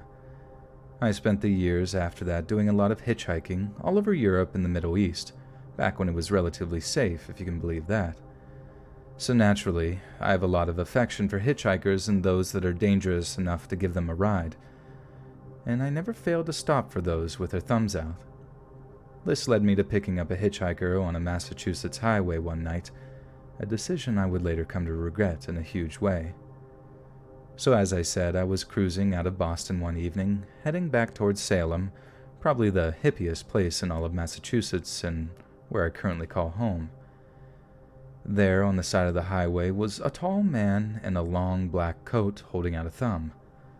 I slowed to a stop, called out a friendly greeting from an open window, then invited him in to ask him where he was headed. He told me Maine, but he'd be grateful for as far as I could take him, even if that was only towards Salem. It was then I noticed the bag he had with him. It was one of those leather bowling bags, the semi-circular kind with two thin straps. Not unusual on its own, but the way he was holding it a little too tightly did attract my attention. But those delicate observations were soon overcome by the outrageous smell that seemed to come off the guy. He absolutely reeked of something rotten, and I was soon glad that I had only promised to take him as far as Salem. I'm not one to judge. I had met plenty of unwashed travelers back in my heyday, but I think he saw the look on my face, or the wrinkling of my nose, and opted to say something. He told me he was sorry about the smell, and that he'd been on the road a few days and didn't have enough money to pay for a motel room, or anywhere else to get washed for that matter. I told him not to worry, that I'd been in similar situations myself, and it wasn't anything an open window wouldn't remedy. But even with a cracked driver's window, the stench persisted, until I'd pretty much resigned myself to mouth breathing for the rest of the short journey. At one point, I got pretty concerned about the man's well-being. Certain kinds of infections, such as gangrene, can cause hideous odors as they rot away at whatever flesh it has purchase of. If he was a drug user, and he'd picked up something like that from sharing needles, he had to be in some sort of pain. But when I threw out a vague question inquiring about his health, he seemed confused. He told me he was a picture of health, how maybe he could do with putting on a few pounds, but other than that, he was peachy keen. I was almost certain I'd saw him limping as little as he climbed. Oopsies.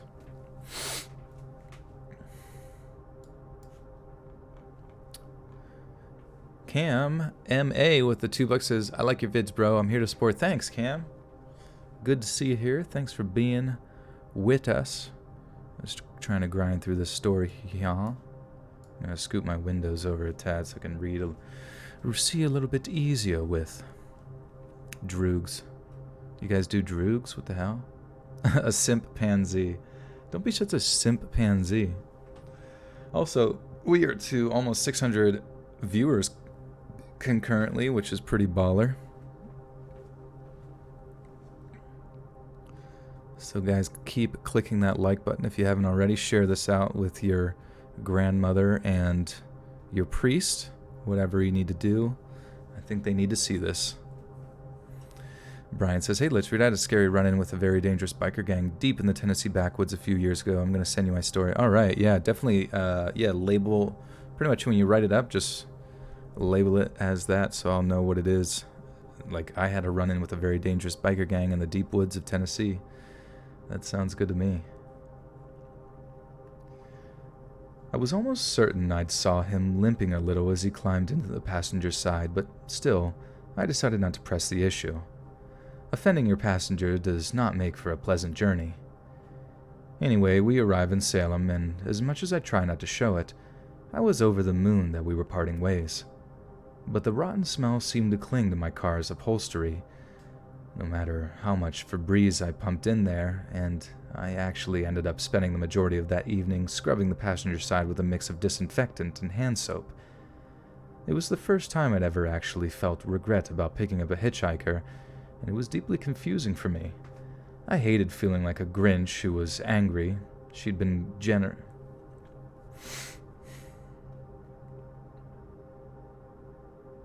I'm confused how the sentence makes sense. I hated feeling like a Grinch who was angry she'd been... Oh, okay, I see. I hated feeling like a Grinch who was angry she'd been generous enough to help out another human being. But all of those emotions paled in comparison to the next morning, when I told my partner what had happened the previous evening. I knew something was wrong the moment I mentioned pitching. I pitched up a hitchhiker.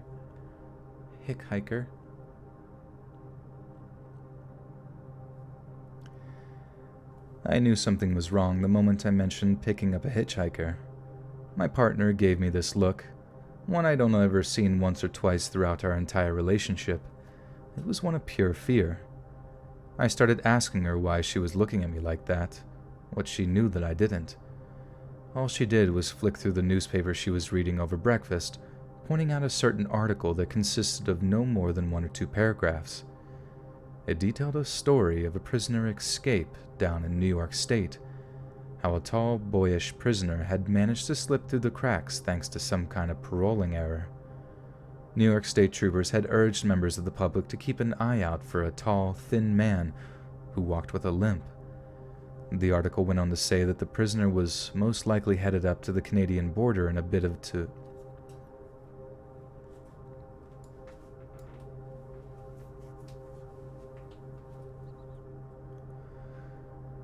The article went on to say that the prisoner was most likely headed up to the Canadian border in a bid to escape justice. I had given that prisoner a ride.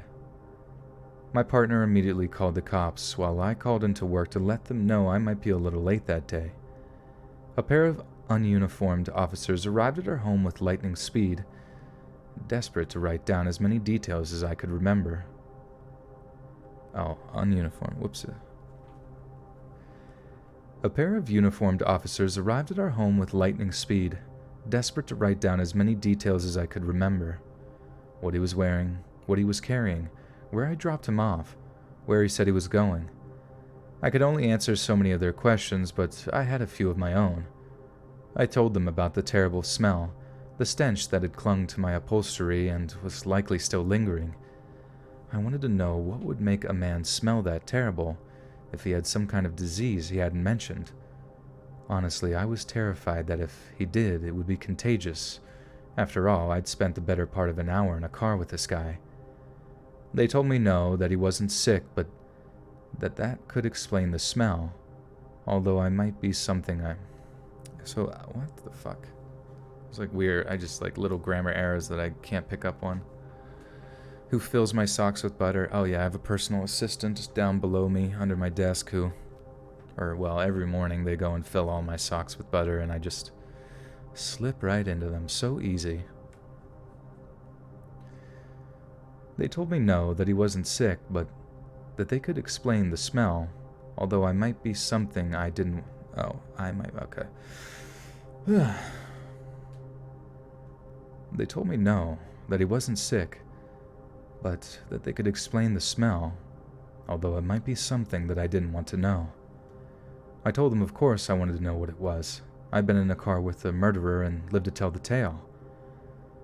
It was with this horrible look in the officer's eyes that he told me that bad smell could well have come from the fact that the escapee had visited someone in Buffalo, New York, before he made it into Massachusetts. Someone that he'd taken a trophy from. Potentially their bloody, severed head. Dun dun dun. Hey, good night, Hannah. Thanks for joining.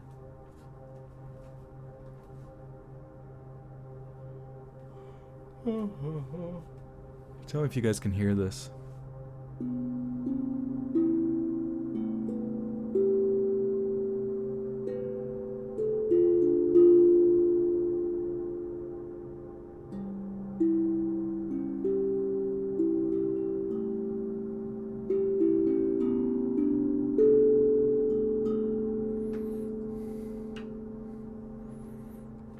You were right, it was a head in the bag. Yeah, that was kind of what I was thinking too, Jesus.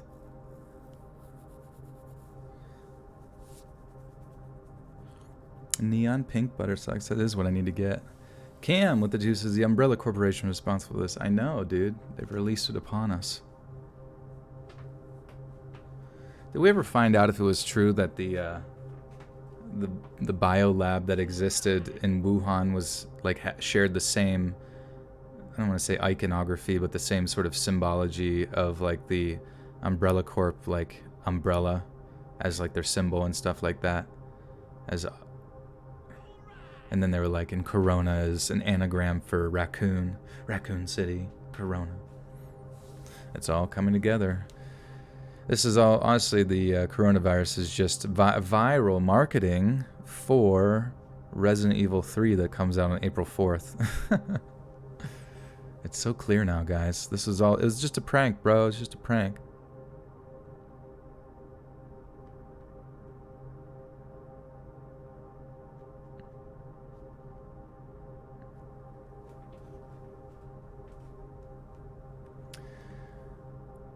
All right.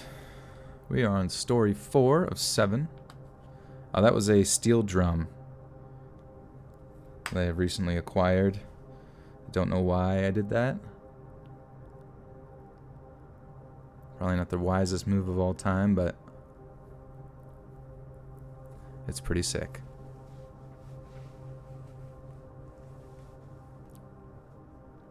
Resident Evil 6. Kalimba. Kind of, I guess. Hello from Alaska. Hello. I guess you guys are already kind of isolated out there in Alaska. Alright. I am never hitchhiking again. I mean it. As long as I live, I will never, ever get into a car with a stranger that hasn't got on... Oops. God damn it. I mean it. As long as I live, I will never, ever get into a car with a stranger that hasn't got an Uber or Lyft tag on the passenger door.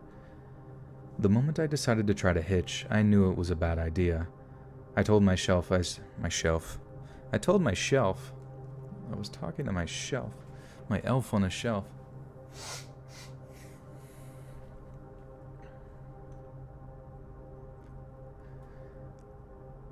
I told myself I shouldn't be doing it, and hey, what do you know? I was right. I think that's why I've been beating myself up so bad about it. I knew it was a terrible idea, I knew the risks, and I did it anyway.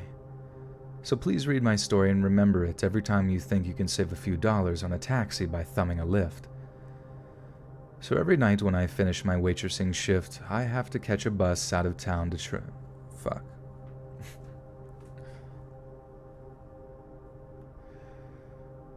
So every night when I finish my waitressing shift, I have to catch a bus out of downtown Detroit, all the way out to Royal Oak, where I live with my Fuck, dude, I am not on a roll right now. Ugh.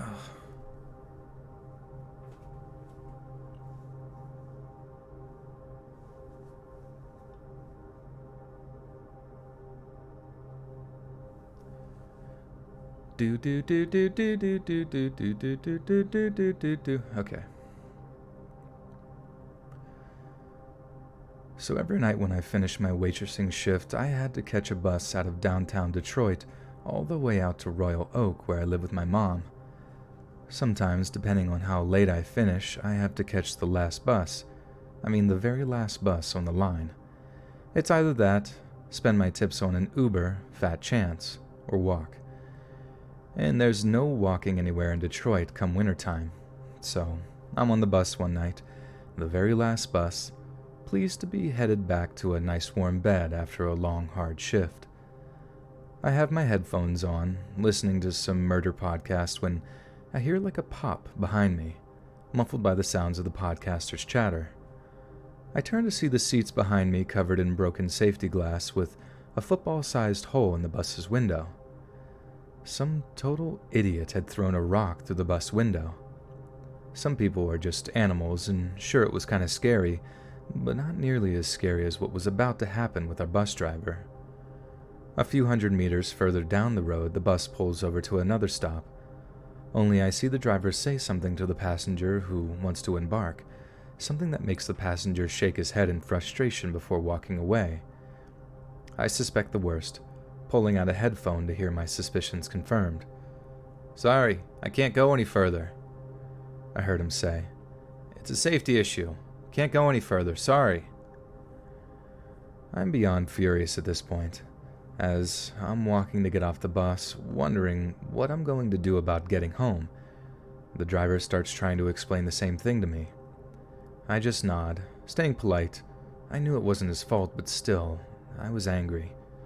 I pull my phone out, order an Uber, which gets immediately canceled by the driver. I have no idea why. I have an almost perfect rating.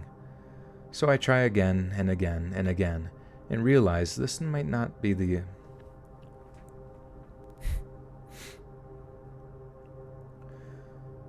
So I try again and again and again, and realize this might be the only night ever where I was unable to get a freaking taxi. It was about then that the idea of hitching occurred to me. I'd freeze my boobs off if I just stood there at that last bus shelter, gambling on an Uber, deciding it wasn't worth braving the freezing temperatures for what was little more than a $10 fare. So I did it. I stuck my thumb out, staring down approaching headlights in the hope that somehow, someone would find it in their heart to stop for me. Eventually someone did, and to my infinite relief, he looked perfectly normal and was an exceptionally well-mannered individual. "Hi there. Everything all right?" The man asked through the open window of his car. He wore glasses and a steel gray shirt and tie combo.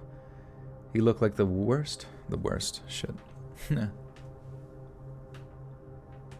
Freeze each individual one of your boobs off.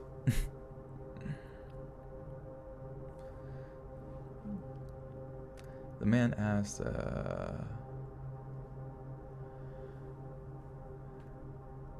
He wore glasses and a steel gray shirt and tie combo. He looked like the most unthreatening person in the history of unthreatening people. Yeah, but my ride, I said, and pointed mournfully towards the bus that was now flashing its breakdown. What the fuck? Hazards. Why did you just say hazard? Breakdown lights? What the fuck are breakdown lights? I said, and pointed mournfully towards the bus that was now flashing its hazard lights. I think I was too shy to ask at first, but when the guy just opened the passenger door for me and flashed a smile, I thought I was saved. But I couldn't have been more wrong. The guy was nice enough at first. He asked how my day was, asked what I did for a living, small talk. Yet he seemed to take issue with the fact my waitressing shifts seemed to end so late. Funny, I don't know any waitressing jobs that finish so late, he said, skeptically at one point. I was confused. I mean, plenty of restaurants finish late. Some are open 24 hours. I had absolutely no idea where this guy was getting the idea from, but there was no way I was about to call him dumb or ignorant. He had, after all, been nice enough to pull over for me when I was in need. Well, you don't strike me as having ever been a waitress. No offense.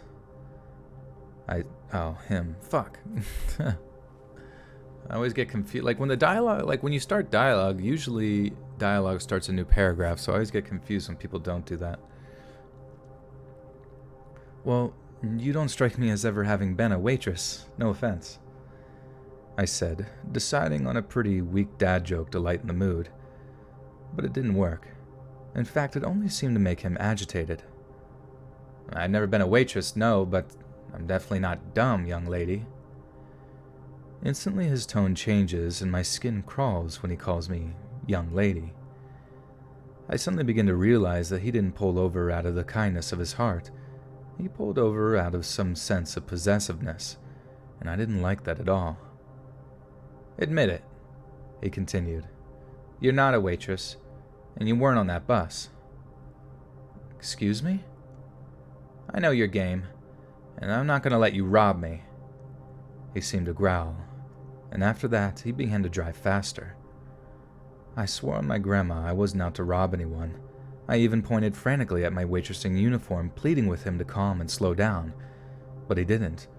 He just kept speeding up until soon he was driving so fast that he had to weave in and out of traffic to keep going. Other cars were honking at him, obviously disturbed by such dangerous driving, but that paled in comparison to what I was feeling. The raw terror had tears pulling in my eyes. Please, I'm not going to rob anyone. I just want to go home, I sobbed. You got a gun in that purse, don't you? Don't you? All I could do was cry and shake my head. Every muscle in my body was tensed, braced for the deadly impact I felt would come at any moment. Will you just try it, Missy? I'll crash this car and kill us both. You hear me? I'll kill us both before you take a single cent off of me. I've never, ever been so completely relieved to see red and blue lights flashing behind me. It was just nuts. The guy actually pulled over and told the traffic cop that he was just trying to stop himself from being robbed. When the cop asked who was trying to rob him, and the psycho points to the weeping waitress on the passenger side, i.e. me, the cop looks horrified and tells him to get out of the car. What should have been a 40-minute journey home turned into 3 full hours of terror, confusion, and finally a police interview. The cops wanted to press kidnapping charges on the guy, which I feel like he kind of deserved. But since I admitted to getting in the car on my own free will, all they could stick on him was a dangerous driving charge. But the damage has been done, and I hope you'll learn from my mistake. Always, always take your Ubers. You hear me, Missy? You see? You see here, Missy? You're not gonna get a dime off of me, sweetheart. Not a dime. Cam, you'd like to become a member of Let's Read? Nice, yeah. There's like a join button. I don't know exactly where it's located on the screen, but if you click that join button, you can join and have access to some emojis. Or, if you'd rather, there's also Patreon where you can donate only $1 a month, which is pretty dope, and get early access to all the audio that I post on the YouTube channel, but early access on the Patreon, and you can download it as a MP3 without any music if you're not into the music or whatever. And it's pretty clean, pretty crisps.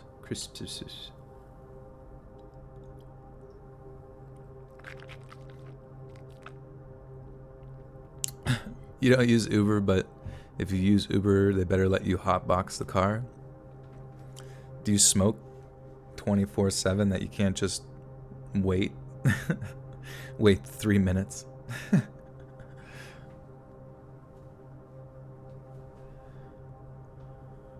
Oh, man. Yeah, don't hotbox the cat.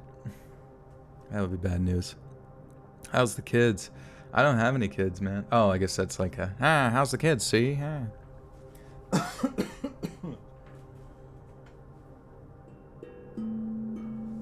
Djembe drums.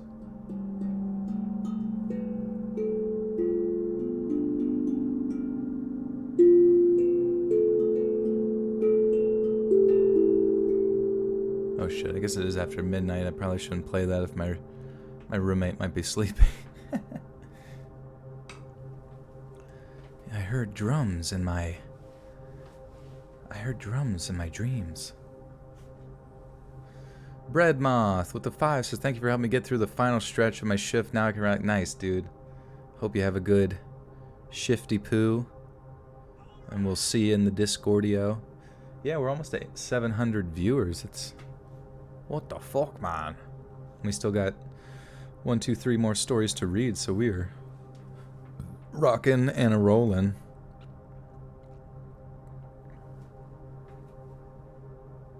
My Key Vengeance, well, welcome. Thank you for being a huge fan. I am a huge fan of huge fans.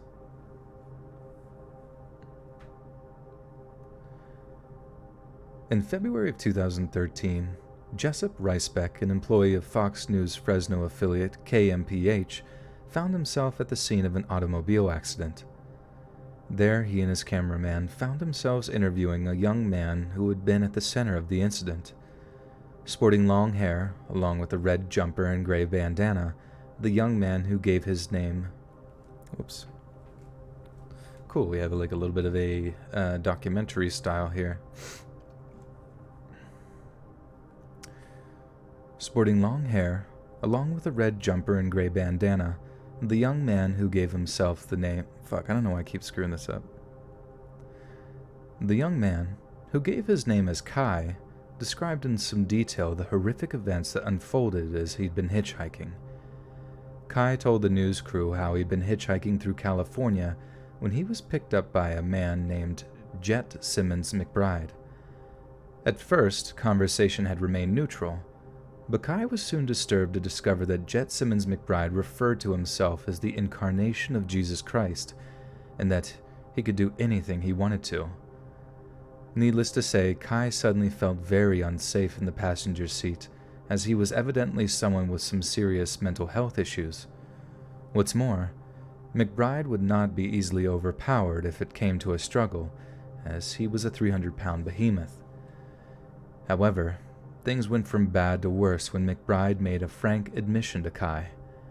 McBride told the young hitchhiker that he was a businessman who regularly traveled the globe to ply his trade. He told him that he had been to places where the US dollar could buy you things that were categorically unavailable back home in America, things like underage girls. Kai was forced to listen as McBride told him the tale of how he had his way with a 14-year-old girl while staying in the Virgin Islands. He gleefully explained that the girl was hesitant to lay with him, but that he'd gotten what he'd paid for in the end. Yet as McBride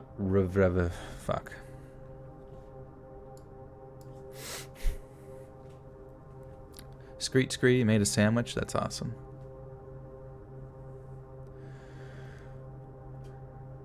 Yet as McBride reveled in revealing such awful details to the young hitchhiker, he became distracted and took his eyes off the road. That's when the traffic accident occurred. McBride's vehicle struck another, sending it careening into the path of an unsuspecting pedestrian who was violently pinned against a truck.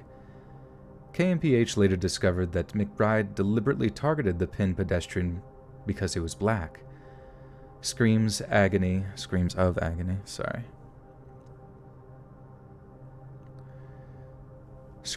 agony rang out as Kai jumped into action. He threw himself out of McBride's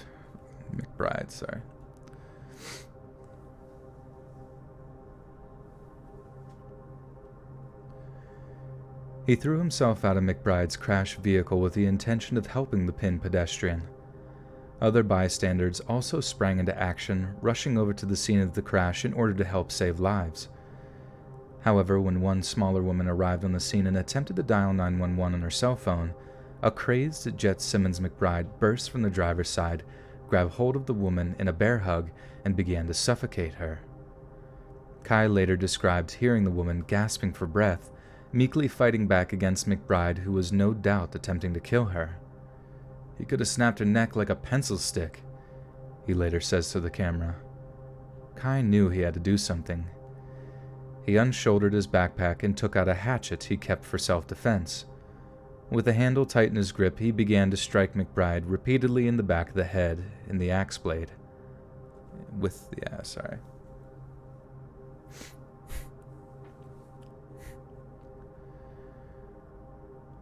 the handle tight in his grip, Kai began to strike McBride repeatedly in the back of the head with the axe blade. Over and over and over again, he sent the blood... Fuck, dude, I am really on a... I feel like after a certain amount of stories, my brain just kind of fucking shuts down and I, can't find my rhythm. Thank you, Michelle, thank you. Over and over and over again, he sent the blunt blade into the back of McBride's skull until eventually he let go of the woman he was in the process of suffocating and began to stagger away with blood pouring from the back of his head. Yet unbelievably, the 300-pound Jet Simmons McBride was still able to stagger away from the scene despite the immense amount of blood loss he had suffered. There is no doubt that he was in the middle of some kind of psychotic episode, as he was later found... Jesus Christ, this is kind of insane. There is no doubt that he was in the middle of some kind of psychotic episode, as he was later found masturbating at a nearby middle school before taken away into custody by local police. Holy shit. I didn't even know this about this story. That's crazy.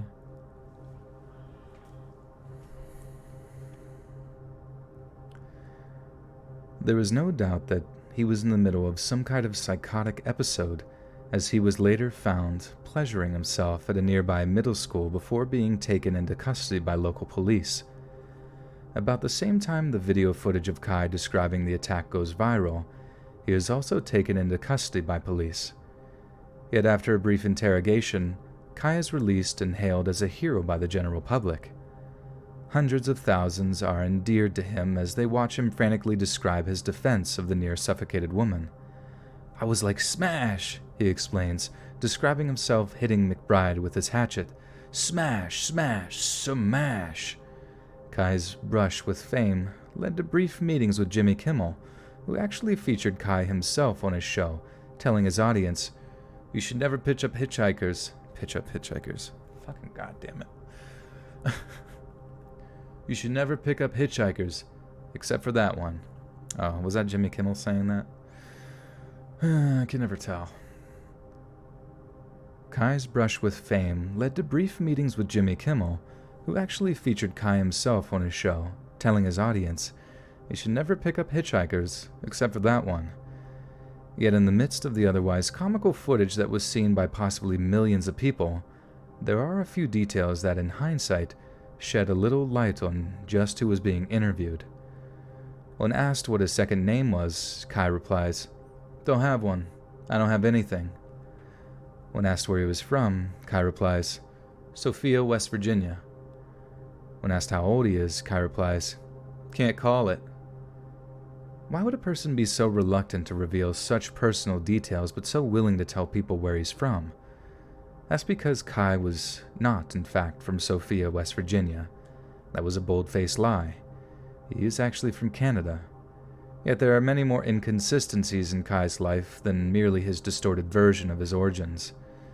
In May of 2013, an entire continent away from Fresno, California, a New Jersey lawyer was murdered in his home, brutally beaten to death with a blunt object. New Jersey police released details regarding a person of interest related to the case. Those that saw the viral video a few months prior would have been astounded when they saw the face of who was now wanted for such a hideous crime. It was the face of Kai, the hitchhiker. Kai was arrested at a Philadelphia Starbucks after a barista recognized him from his wanted poster. The public then became painfully aware of Kai's lies when it was revealed that he was being detained at Immigration and Customs Enforcement facility after authorities determined he was in the U.S. illegally. Kai maintained he fought against the New Jersey lawyer Joseph Galfi in self-defense. According to statements he had given to police, Galfi attempted to... It says he attempted to rape him, but I don't really want to say the word rape in my video because of demonetization. Yeah, I know. Dude was a freaking killer. It's crazy. It's actually insane. Kai lies. Hashtag Kai lies. Guys, we gotta get that going on Twitter. We gotta get it going. We gotta get it going. We gotta get it going on Twitter. We gotta. I know it's been years. I know it's been many years, but we gotta do it on Twitter. Twitter needs to know, guys.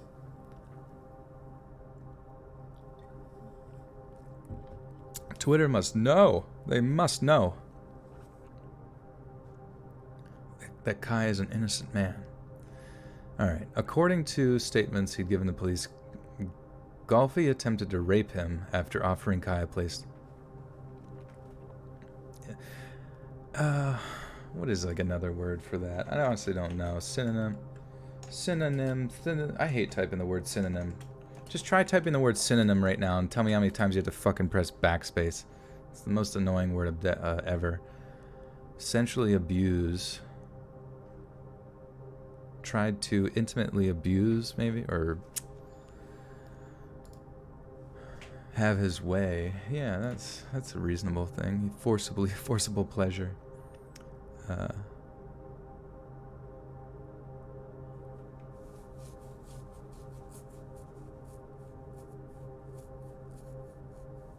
Holy shit. Shucks. With the 50 Canadian maple syrup dollar says your videos make these dark times. I gotta dance. Gotta twerk for her now.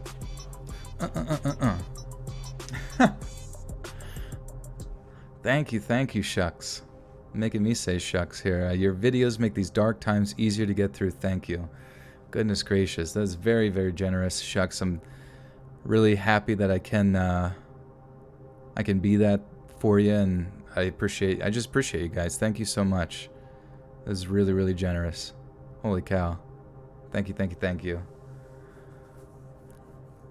Yeah, Gavin says same thing. Hey, dude, just wanted to let you know that your stories get me through a lot lately, and I really appreciate. Guys, I'm really happy. I know right now it's it's a very strange time because obviously, besides the fear of that's kind of being spread like wildfire as the virus moves and stuff like that, and kind of like the uncertainty of like how long this is gonna last and all that kind of stuff. Like, that's the most difficult part is just the uncertainty, and then when will jobs be back? How's the unemployment gonna work? How's the distribution of, the stimulus package gonna work? And then, I don't know. There's just so many frustrating things going on right now in this world, and it's.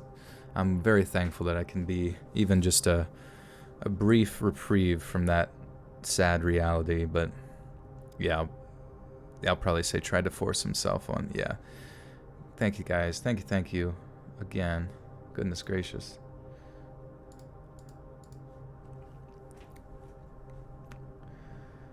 According to statements he'd given to police, Galfi attempted to force himself upon him, offering Kai a plate of steak.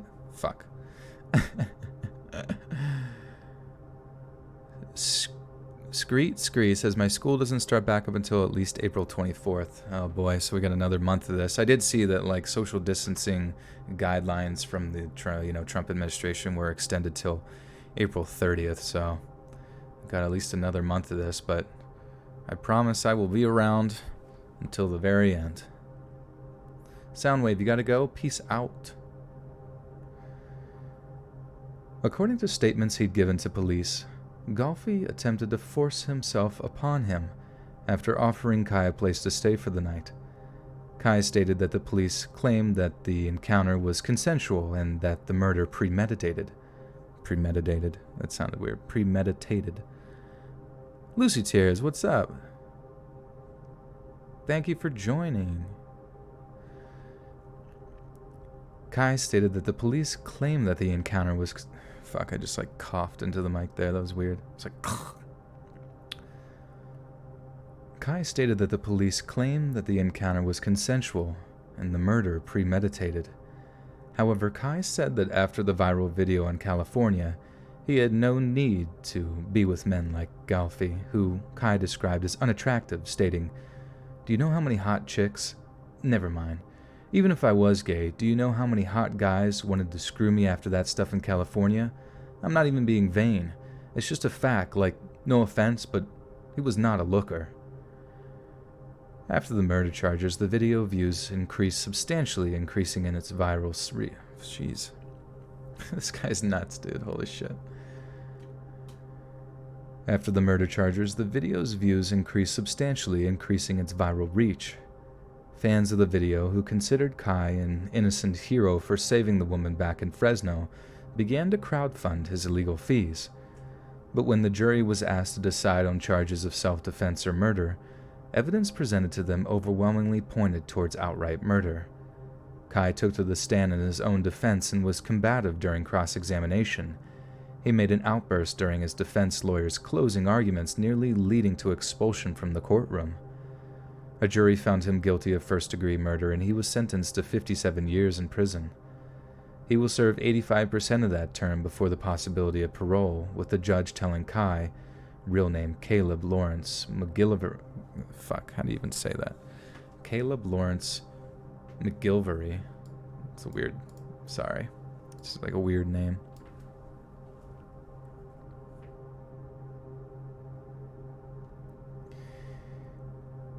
He will serve 85% of that term before the possibility of parole, with the judge telling Kai, or his real name, Caleb Lawrence McGilvery, when you become eligible for parole, you will still be younger than Mr. Golfi was when you murdered him, who was 73 at the time. Kai's story goes to show you just how a person can go from hero to villain, all in the swing of an axe. Shit. OJ was guilty. I saw like a meme where it was like OJ said something like, "I'll go crazy if these golf courses stay closed any longer," and like someone was like zoomed in and was like, "Wait, you'll go what?" Like, you'll go crazy? Get 'em, boys.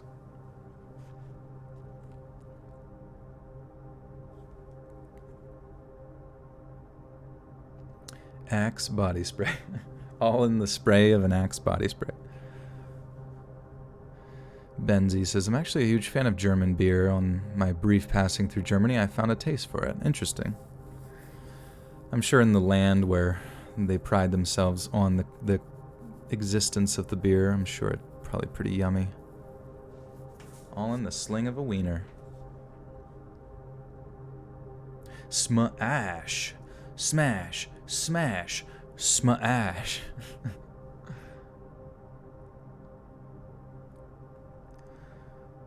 Sonoma County, California is one of the most agriculturally productive areas in the entire country.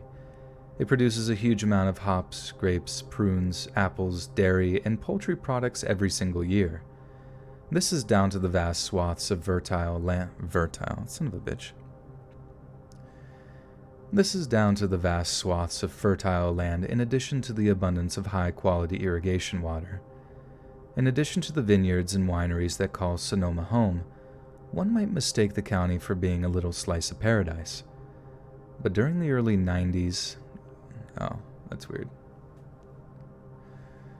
But during the early 1970s, a series of horrifying events in the hills around Sonoma's largest city, Santa Rosa, would make this heavenly place seem more like a circle of hell. On February 4th, 1972, two middle school friends were returning from a visit to the Redwood Empire Ice Arena.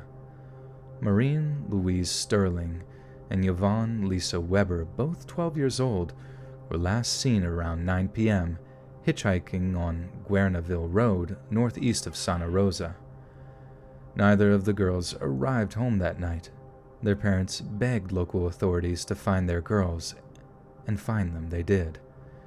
Their bodies were found December 28th, just a few miles north of Franz Valley Road. A single earring, orange beads, and a 14-karat gold...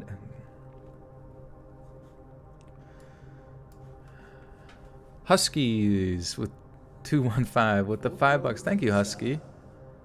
Thank you. Cam has become a member of the Buttersock cult. Thank you, Cam. Everybody say hi to Cam. He said he'd do it, and he followed through. Thank you, my friend. Michael Jackson's doctor, Dr. Strange, and Stone Cold Steve Austin.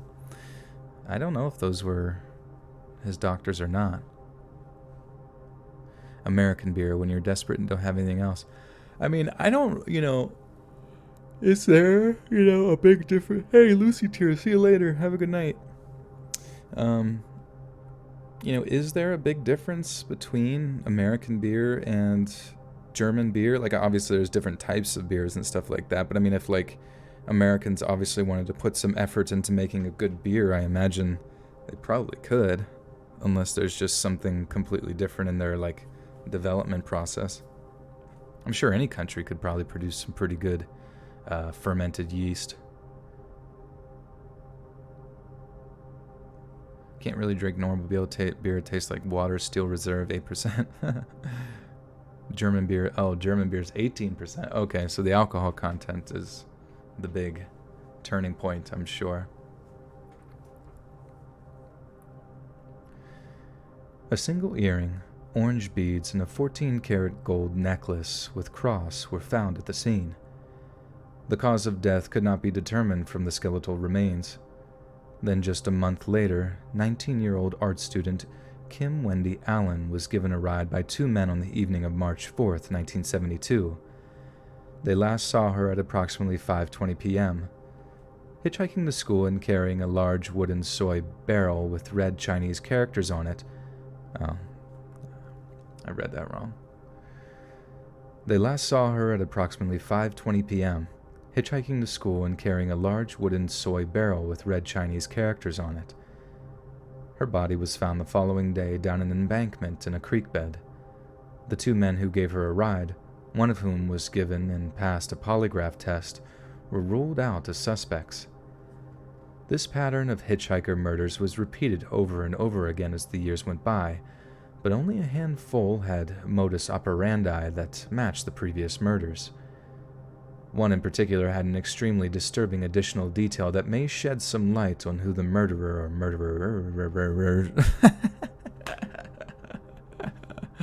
Oh, fuck. The murderers. All of these murderers and their modus operandi. Does anybody run a meme page on Instagram?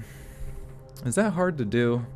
Because I talked to a few meme pages on Instagram, and they just say that Instagram sucks ass and that you can't really grow on their platform.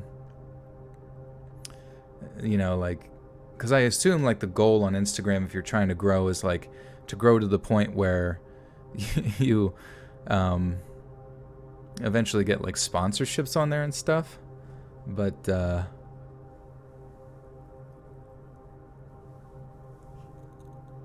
don't know.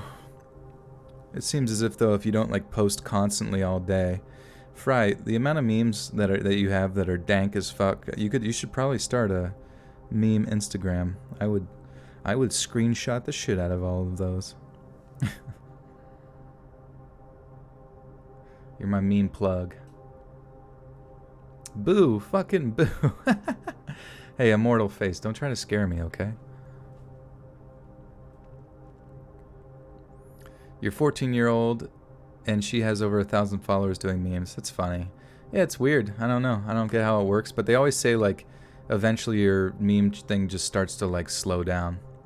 Dr. Midnight, I'm going to go to Reddit tomorrow and go to r Let's Read Official and post a couple of my weird encounters with things and people. Thank you, Doctor. Just all I ask is that you make sure the grammar and the syntax is good with a good title, label it true or paranormal, whatever, and just that goes a long way whenever reading. Like, I hate reading stories that are just like one big paragraph. It just is so painful. Anyways. Okay, Instagram meme pages are 80% ads for other pages and 20% memes. Yeah, that's kind of true. But whatever makes you that cheddar. Just kidding. We gotta stay true to the meme.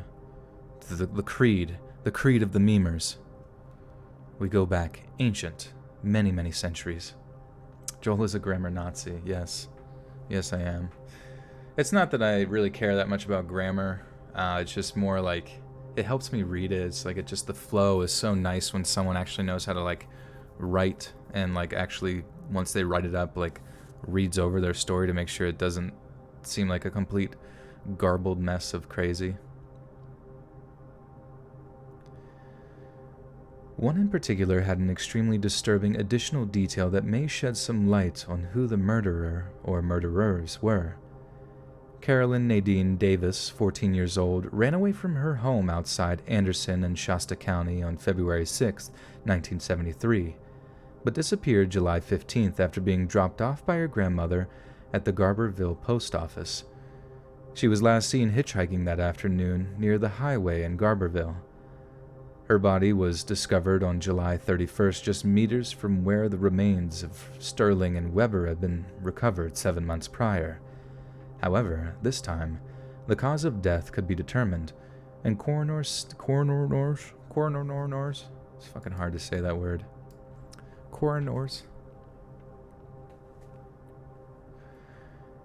However, this time, the cause of death could be determined, and coroners stated that it was an obvious case of what the fuck is this shit? Strychnine? How do you... definition? Strychnine. Strychnine. Okay, sorry if that was loud. Strychnine. Oops.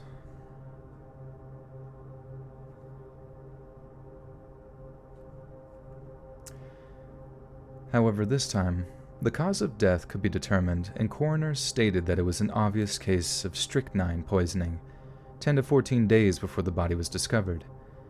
A witchcraft symbol meaning carrier of spirits was found by her body. As was previously mentioned, an additional 8 unsolved murders of female victims have been linked to the unknown murderer, yet not a single conviction had been handed down in connection with any of them. However, that doesn't mean that there aren't a few prevailing theories on the murderer's true identity. Kenneth Bonacci and Angelo Buono. I can't read these names, dude. What the fuck? Everybody's got weird-ass names. Kenneth Bonacci. Bianchi? Kenneth Bianchi and Angelo Buono. What the fuck? Okay. Kenneth Bianchi and Angelo Buono Jr., the Hillside Kenneth Bianchi and Angelo Buono Jr., the Hillside Stranglers of Los Angeles, were seriously considered as suspects at one point. The Hillside Strangler murders began with the death of 3 women of the night. Alright, it says sex workers. What the fuck is another word for sex? It's like the government, every time I type in, like, synonym for rape, the government's like, what are you doing over there? Let's read. Oh, sex workers? This guy's got weird taste, man. Prostitute. I let out a prostitute. Betrayer, cheater, deceiver. Why are those synonyms for prostitute? I'll just say lady of the night. Schmex workers. Chex Mix workers. If I'm looking for a good book to read, pick up a copy of Weird New Jersey. There are other states, not sure. I am sure Google has the answer, but interesting, creepy, true places to visit. Ah, okay. Okay. Is it like murderers and stuff in New Jersey? Okay, The Hillside Strangler murderers began with the death of 3 ladies of the night. That sounded so bad. God damn it. 3 escorts. Thank you. Thank you. I don't have all of my synonyms for iDubbbz's girlfriend in here. What if I said that? I could just say iDubbbz's girlfriend. 3 iDubbbz girlfriends. The Hillside Strangler murderers began with the death of 3 escorts. God damn it, why do I suck? The Hillside Strangler murderers began with the deaths of 3 escorts who were found strangled and dumped naked on hillsides northeast of Los Angeles between October and early November 1977. It was not until the deaths of 5 young women who were not that... It was not until the deaths of 5 young women who were... Shit, what the fuck am I trying to say? Escorts. Again, I'll say, yeah, sorry. It was not until the deaths of 5 young women who were not escorts, but girls who had been abducted from middle-class neighborhoods, that the... Dude, I'm so bad right now. I literally, like... I've got just... My brain is filled with fart gas. Do you think that could happen? Do you think your brain could just fill up with fart gas? Jane A. with the buckaroo and the hot dog. Thank you. Jane A. and the hot dog flavored water. Dr. Midnight, thank you. Yeah, that would be very helpful. And Kiara Ivy says, you're my go-to channel that I use this company when I'm doing literally anything. I appreciate you so much, especially during this messed up time. You calm my anxiety 1,000 times plus. Thank you, Kiara. I'm glad I can do that. Anxiety is not a fun experience. I'm tired. You know, maybe I am tired, but I literally slept all day, and maybe all of the gaseous fumes have just been filling up. I got Rona brain. I got the Rona brain, man. All right. It wasn't until the deaths of 5 young women who were not escorts but girls who had been abducted from middle-class neighborhoods that the media attention and subsequent Hillside Strangler moniker came to prominence. However, there was insufficient evidence to link either Bianchi or Buono. How the fuck do you say these names? God damn it. Okay. Bianchi or Buono. What the fuck? However, there was not sufficient evidence to link either Bianchi or Buono to the Sonoma County murders. So we must look elsewhere for conclusive proof. Another suspect in the case was Frederick Manali, a 41-year-old Santa Rosa Junior College creative writing instructor. In August of 1976, Manali was involved in a fatal head-on collision on Highway 12. A CHP officer cleared the scene. They discovered something extremely disturbing, though. In addition to a large amount of creative writing work Manali had in his possession, police discovered that the instructor cultivated another form of creativity, drawing. But these weren't still life or landscape drawings. They were scenes depicting sadomasochistic... Okay. Now that's a word and a half. Levi Lane with the 10 says, I'm an overnight at a gas station. Listening to these videos make the night go faster. Nice. Yeah, I can imagine chilling at the gas station probably. Bianchi? I'm saying Bianchi. Oh, there's no return now, man. I've gone too far. Bianchi does make... Buono. Buono.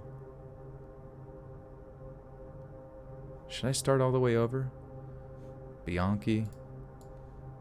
Alright, I'll start all the way over. Fuck it. Let's go.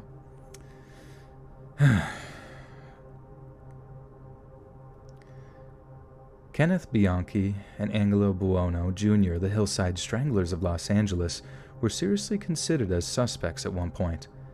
The Hillside Strangler murders began with the deaths of 3 escorts who were found strangled and dumped naked on hillsides northeast of Los Angeles between October and early November 1977. It was not until the deaths of 5 young women who were not escorts, but girls who had been abducted from middle-class neighborhoods that the media attention and subsequent Hillside Strangler moniker came to prominence. However, there was insufficient evidence to link either Bianchi or Buono to the Sonoma County murders, so we must look elsewhere for conclusive proof. Another suspect in the case was Frederick Manali, a 41-year-old Santa Rosa Junior College creative writing instructor.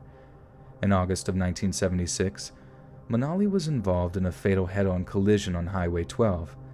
A CHP officer cleared the scene, but they discovered something extremely disturbing. In addition to a large amount of creative writing work Manali had in his possession, police discovered that the instructor cultivated another form of creativity: drawing. But these weren't still life or landscape drawings. They were scenes depicting sadomasochistic acts committed on a young woman. Investigators were easily able to identify the woman in question from the quality of the sketches. It was Kim Wendy Allen, the second victim in the series of murders. Yet despite searches of Manali's home, investigators were unable to find a credible link between the sketches and murders themselves. Another suspect in the case was none other than the subject of a recent Netflix-made movie, Ted Bundy. After the prolific murderer's capture of similar crimes in Washington, Colorado, Utah, and Idaho, Ted Bundy was heavily suspected as the Sonoma County hitchhiker killer. The links between the naked bodies and the Sonoma victims and the extreme venereal nature of Bundy's crimes were obvious. It turned out that Bundy had indeed spent time in the neighboring Marin County, but was ruled out by a Sonoma County detective in the 1970s and again in 18. They went backwards in time.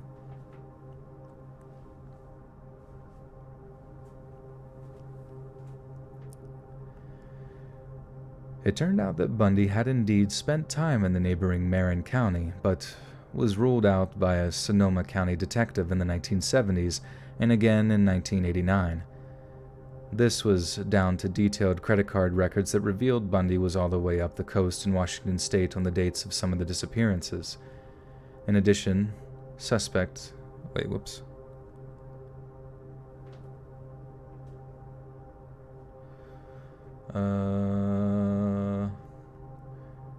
An additional suspect in the murders is another famous name, the Zodiac Killer.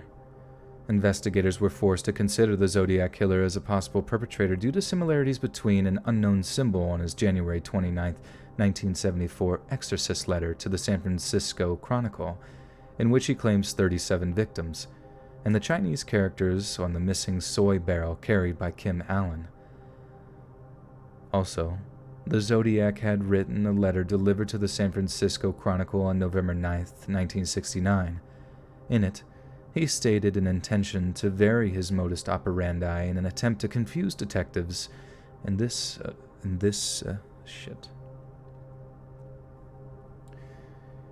it, he stated an intention to vary his modus operandi in an attempt to confuse detectives and thus evade capture.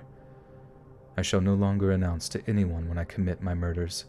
They shall look like routine robberies, killings of anger, plus a few fake accidents, etc. Naturally, the consideration of the Zodiac Killer leads us to one Arthur Lee Allen. Allen owned a mobile home at Sunset Trailer Park in Santa Rosa at the time of the murders. He had also been fired from his Valley Springs Elementary School teaching position for a suspected child molestation.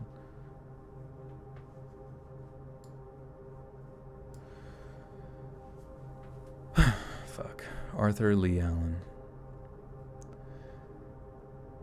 He had also been fired from his Valley Springs Elementary School teaching positions for inappropriate. Sorry, guys. There's so many fucking words I gotta, flip in and out and, the pronunciations. He had also been fired from his Valley Springs Elementary School teaching position for suspected inappropriate touching of children in 1968.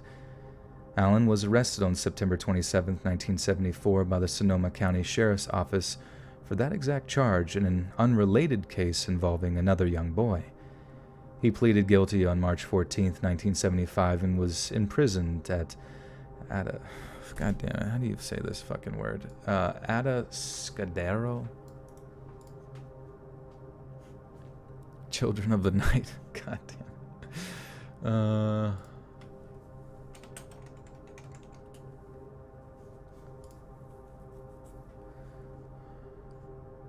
Alright. Atascadero. Oh my god, shut up, you dumb robot. Why do people post robot voices? Like, why do people, like, they actually go out of the way to make YouTube videos on how to pronounce stuff? Atascadero. Whatever, that's probably how I'm gonna say it anyways. 18, the year is 18, fuck. Yeah, I don't think that's a year.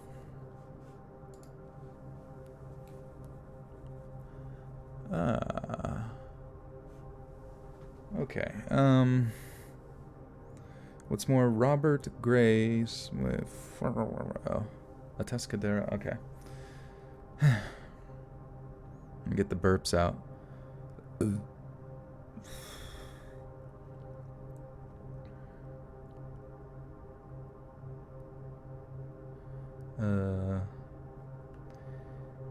He pleaded guilty on March 14th, 1975, and was in prison at Atascadero State Hospital until late 1977. This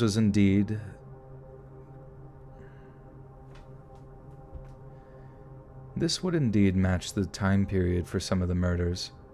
What's more, Robert Gray Smith, in his book Zodiac Unmasked, claims that a Sonoma County sheriff revealed that chipmunk hairs were found on all of the Santa Rosa hitchhikers' victims and that Allen had been collecting and studying the same species.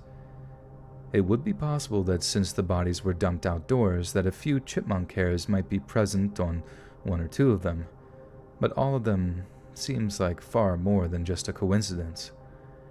Allen was the main suspect in the Zodiac case for more than 30 years, until his DNA was compared to a partial DNA profile obtained from saliva recovered on one of the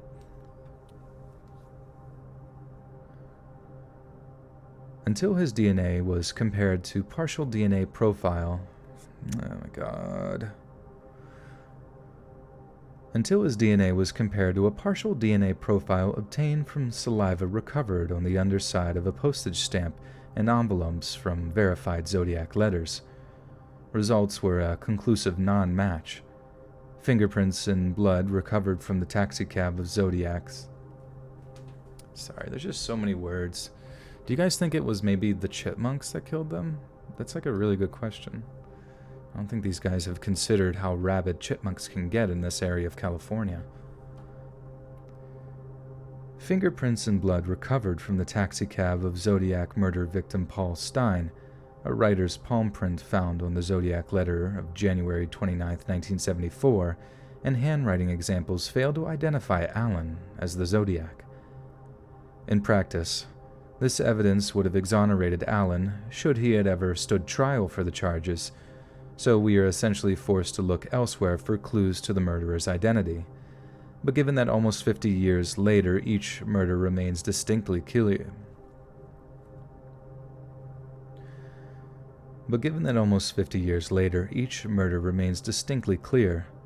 just who was murdering hitchhikers in the hills around Santa Rosa? Killed them with auto-tune, that's a possibility. T-Pain's mixtapes were found around the latest murder.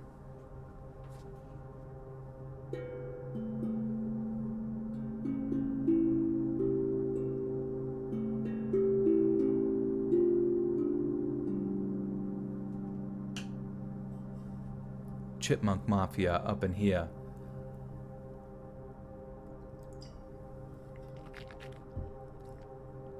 Oh, man. Whew. Whoosh. One more to go.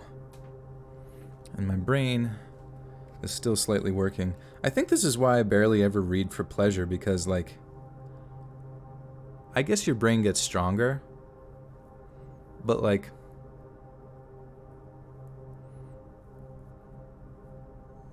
when I just, like, chill and read, I get so tired.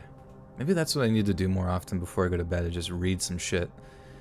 I don't know if you guys, I'm sure you guys have heard this, but staring at, like, your phone, there's, like, blue light in it that, like, gets absorbed through your eyeballs into your brain or whatever, and convinces yourself that you should still be staying up. Holy shit, it's 1 a.m.?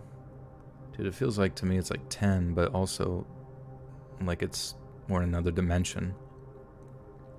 We're in another dimension, man. The Zodiac cometh on his latest victim. Audiobooks. Yeah.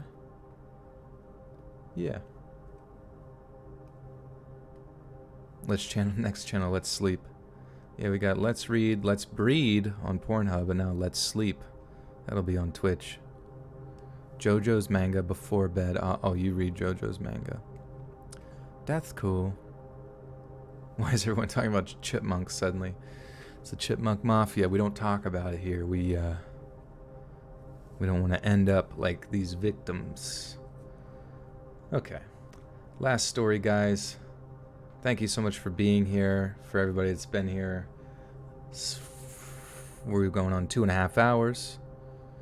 And this will cap it off, as you know. And I'll fill you guys in on later, but this will all be up on Patreon first, and then also on YouTube, 7 p.m. Eastern Standard Time.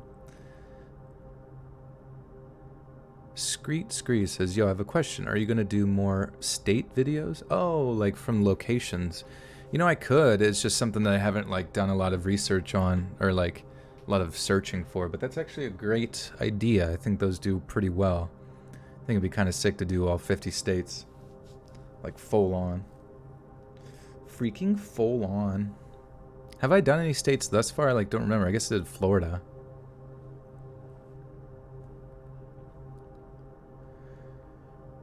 One of the worst nights of my life was December 28th, 2013. To put it bluntly, and in as few words as possible, a tough Christmas had been rough on my mental health. Then a straight-up shouting match with my mom just kind of finished me off. I stormed out of our family home, screaming profanity and swearing that they'd never see me again. Yep, I was that petulant teenager. Sure, I'd forgotten my phone and wallet, but was way too proud to go back and get them. You bet I... Wait, what? That was a question? What the fuck? Also, is this word even petulant? Petulant. Petulant. Petulant. Of a person of their manner, childishly sulky or bad-tempered. Bad-tempered, okay. Yep, I was that petulant teenager. Sure, I'd forgotten my phone and wallet, but was I way too proud to go back and get them? You bet I was. So in my fit of only partially warranted rage, I somehow decided it would be a good idea to try to hitchhike to my friend's house so I could stay the night there. I'd never hitchhiked before. I don't think I'd even held my thumb out for a cab at this point in my life. But there I was, stood on a stretch of Florida highway trying to catch the attention of a passing driver. To my surprise, someone actually pulled over pretty quickly, and not the hippie bus, what is this? Hippie bus rust bucket. I don't know why it's like a tongue twister, but it's, even though it's technically not. And not the hippie bus rust bucket I'd been visualizing either. It was one of those high-end Chevys, I'm not sure which model, and the guy behind the wheel looked like he had a few dollars. I mean, he was the archetypical rich dad type. Absolutely nothing to indicate that he was anything but nice and well-meaning. "Hop in," he calls out from the open passenger window. I couldn't believe my luck. Like, not only was I about to actually hitchhike for the first time, which felt pretty cool, not gonna lie, but I was about to do it in style. I can't tell the difference between fox leather and the real deal, but When you're in an air-conditioned sedan that still has that new car smell at 17, who cares? I felt grown up as heck. I felt grown up as heck, guys. I felt as grown up as you could be. So the guy asked me why I'm hitchhiking, and I'll be honest, I may have given him a totally hopped-up version of events which totally made me out to be the victim. Abusive parents, poor me, blah blah blah. Naturally he takes his... Wait, what?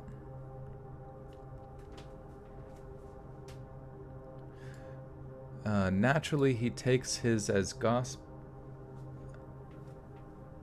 Oh, wait, what? Oh, okay. Naturally, he takes it as gospel and starts telling me how his father was an alcoholic, how he sympathized with my situation. I asked him to take me as far down the road as he could, that I had a friend that lived about 30 minutes drive away. He says cool, and down the highway we go. As he's driving, we talk a lot more about family. He pops the glove box and boom, there's a picture of his kids. As I'm looking at his little girls... Sorry, that sounds strange. Ooh, fox is foe. Oh, fuck, okay, whatever. Do it again. I can't tell the difference between faux leather and the real deal, but when you're in an air-conditioned sedan that still has that new car smell at 17, who cares? You feel as grown up as you can. So the guy asked me why I'm hitchhiking, and I'll be honest. I may have given him a totally hopped-up version of events which totally made me out to be the victim. Abusive parents, poor me, blah blah blah. Naturally he takes this as gospel and starts telling me how his father was an alcoholic, how he sympathized with my situation. I asked him to take me as far down the road as he could, and that I had a friend that lived about 30 minutes drive away. He says cool, and down the highway we go. As he's driving, we talk a lot more about family. He pops the glove box and boom, there's a picture of his kids. As I'm looking at his little girls, he starts telling me how important he thinks family is, especially to those of us that come from less than stable backgrounds. Then he said something that seemed completely out of character. We're pulling into a gas station after mentioned... Nikita Connell with the 2 says, hey, what are you doing? What are you doing here? What's going on?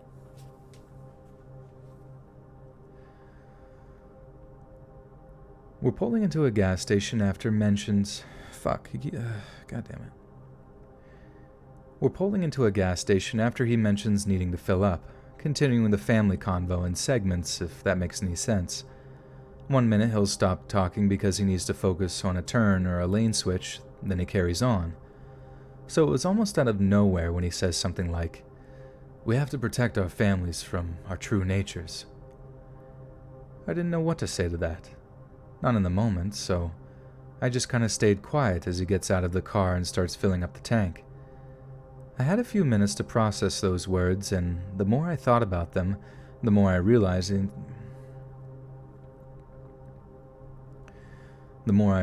that hitchhiking might not have been such a good idea. When he gets back in after paying for the gas, there's a few moments of quiet as I'm still trying to work out just what he meant by his last statement. So I just asked. I straight up asked him what he meant by something so ominous. "It'll be easier if I show you." Ever wonder what it would feel like to tuck and roll out of a moving vehicle? Ever try to imagine it because you're literally about to do it and you're pretty sure it'd kill you at the speeds you're traveling? Probably not. I hadn't. Not until that moment right there. But somehow I convinced myself that I was just being overly dramatic. Too little too late, huh? So I just stayed in the car. I didn't even ask for him to pull over or anything. Christ, looking back at it, I wasn't sure what was going through my head at all. Just that I really didn't want to be around this guy anymore. He'd gone from nice and normal to moody and creepy in light speed. You know, everyone has secrets. He says after pulling into a dark commercial lot and shutting the engine off. So imagine that line spoken as creepily as you can imagine, then double it, and that's what this guy sounded like. I kept my tone polite up until that point, Like I needed this dude to get to my friend's house, but I was all out of cool by then, and I literally about to... Garlic pickles, sour pickles, never sweet pickles. Who's on about pickles? Is that Jamie? Pickle juice? She is all about them pickles, bruh. What about cucumbers? Do cucumbers get any lovin'? Giggity goo.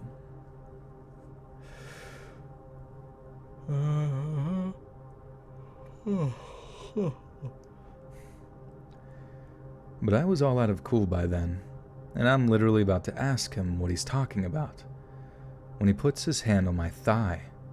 Doesn't just put it there, he puts his hand there and squeezes. Little side note here, I am not in the least bit homophobic. An older cousin of mine came out as gay long before this ever happened, and aside from a great uncle who's mentally... God damn it. And aside from a great uncle whose mentality seems to be firmly rooted in the 1920s, everyone in the family just accepted him for who he is. So this isn't me like... What the fuck is this guy talking about? So this isn't me like...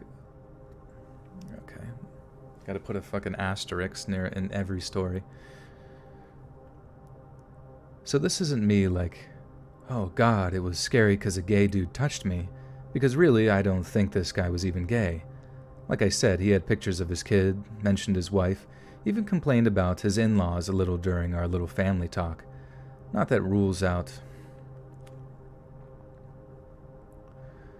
Not that that rules out him being in the closet.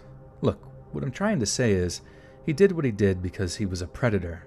He saw someone vulnerable, he apparently had a rough childhood or family background, and saw someone he could manipulate.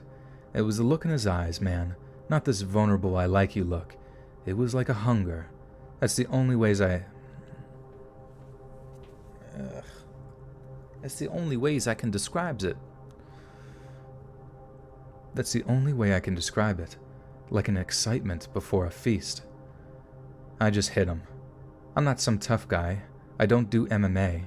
I don't think I've even landed the punch properly, but I threw it hard enough to let him know he was not about to...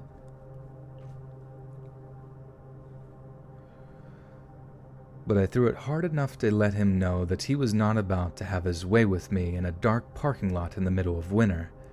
Then I tried to undo my seatbelt. Tried being the operative word. I pushed the little red button and absolutely nothing happened. No clicking or catching of mechanisms, nothing. You should have seen this guy smile when that happened. I will never, ever forget that look in his eye. Pure predator. I'm not even ashamed to admit that I started screaming for help like a little kid. But ever have a nightmare where you try to scream but your voice keeps kinda catching in your throat? It's so scary because it can literally happen. And it happened to me, right there in that dark parking lot. I'm not even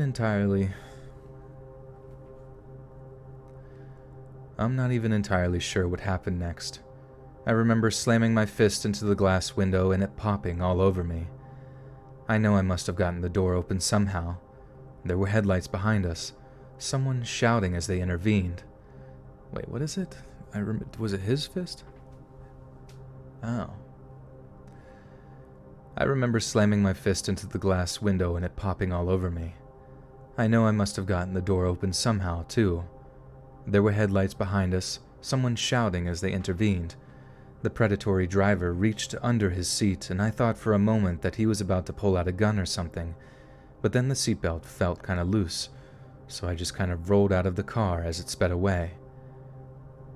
In retrospect, I think the guy had a way to unbuckle it like jury-rigged? Is that what it's called? I thought it was jerry-rigged. Always carry a knife. Yeah, carry more than a knife, dude. In retrospect, I think the guy had a way to unbuckle it like a... Is it jury-rigged or jerry-rigged? Oh, it's jury-rigged. What the fuck? Of a ship having temporary makeshift rigging. Strange. Strange. You bring coronavirus-free thin crust pizza To all you friendly earthlings, don't mind me, just cruising by. Thank you, alien. In retrospect, I think the guy had a way to unbuckle it, like jury-rigged under his seat, if that makes any sense. I mean, it was incredibly tight, and then it just wasn't. Then the cops are there. My rescuer must have called, and I'm just numb. Not only because I couldn't believe I'd almost gotten myself kidnapped or whatever. I mean, I have no idea what that guy was planning for me, other than it wasn't good or innocent. But it was the fact that my own foolish pride, my own self-pity and lies, could have been the things really responsible for what could have easily happened, an untimely death. Jury-rigged pickle.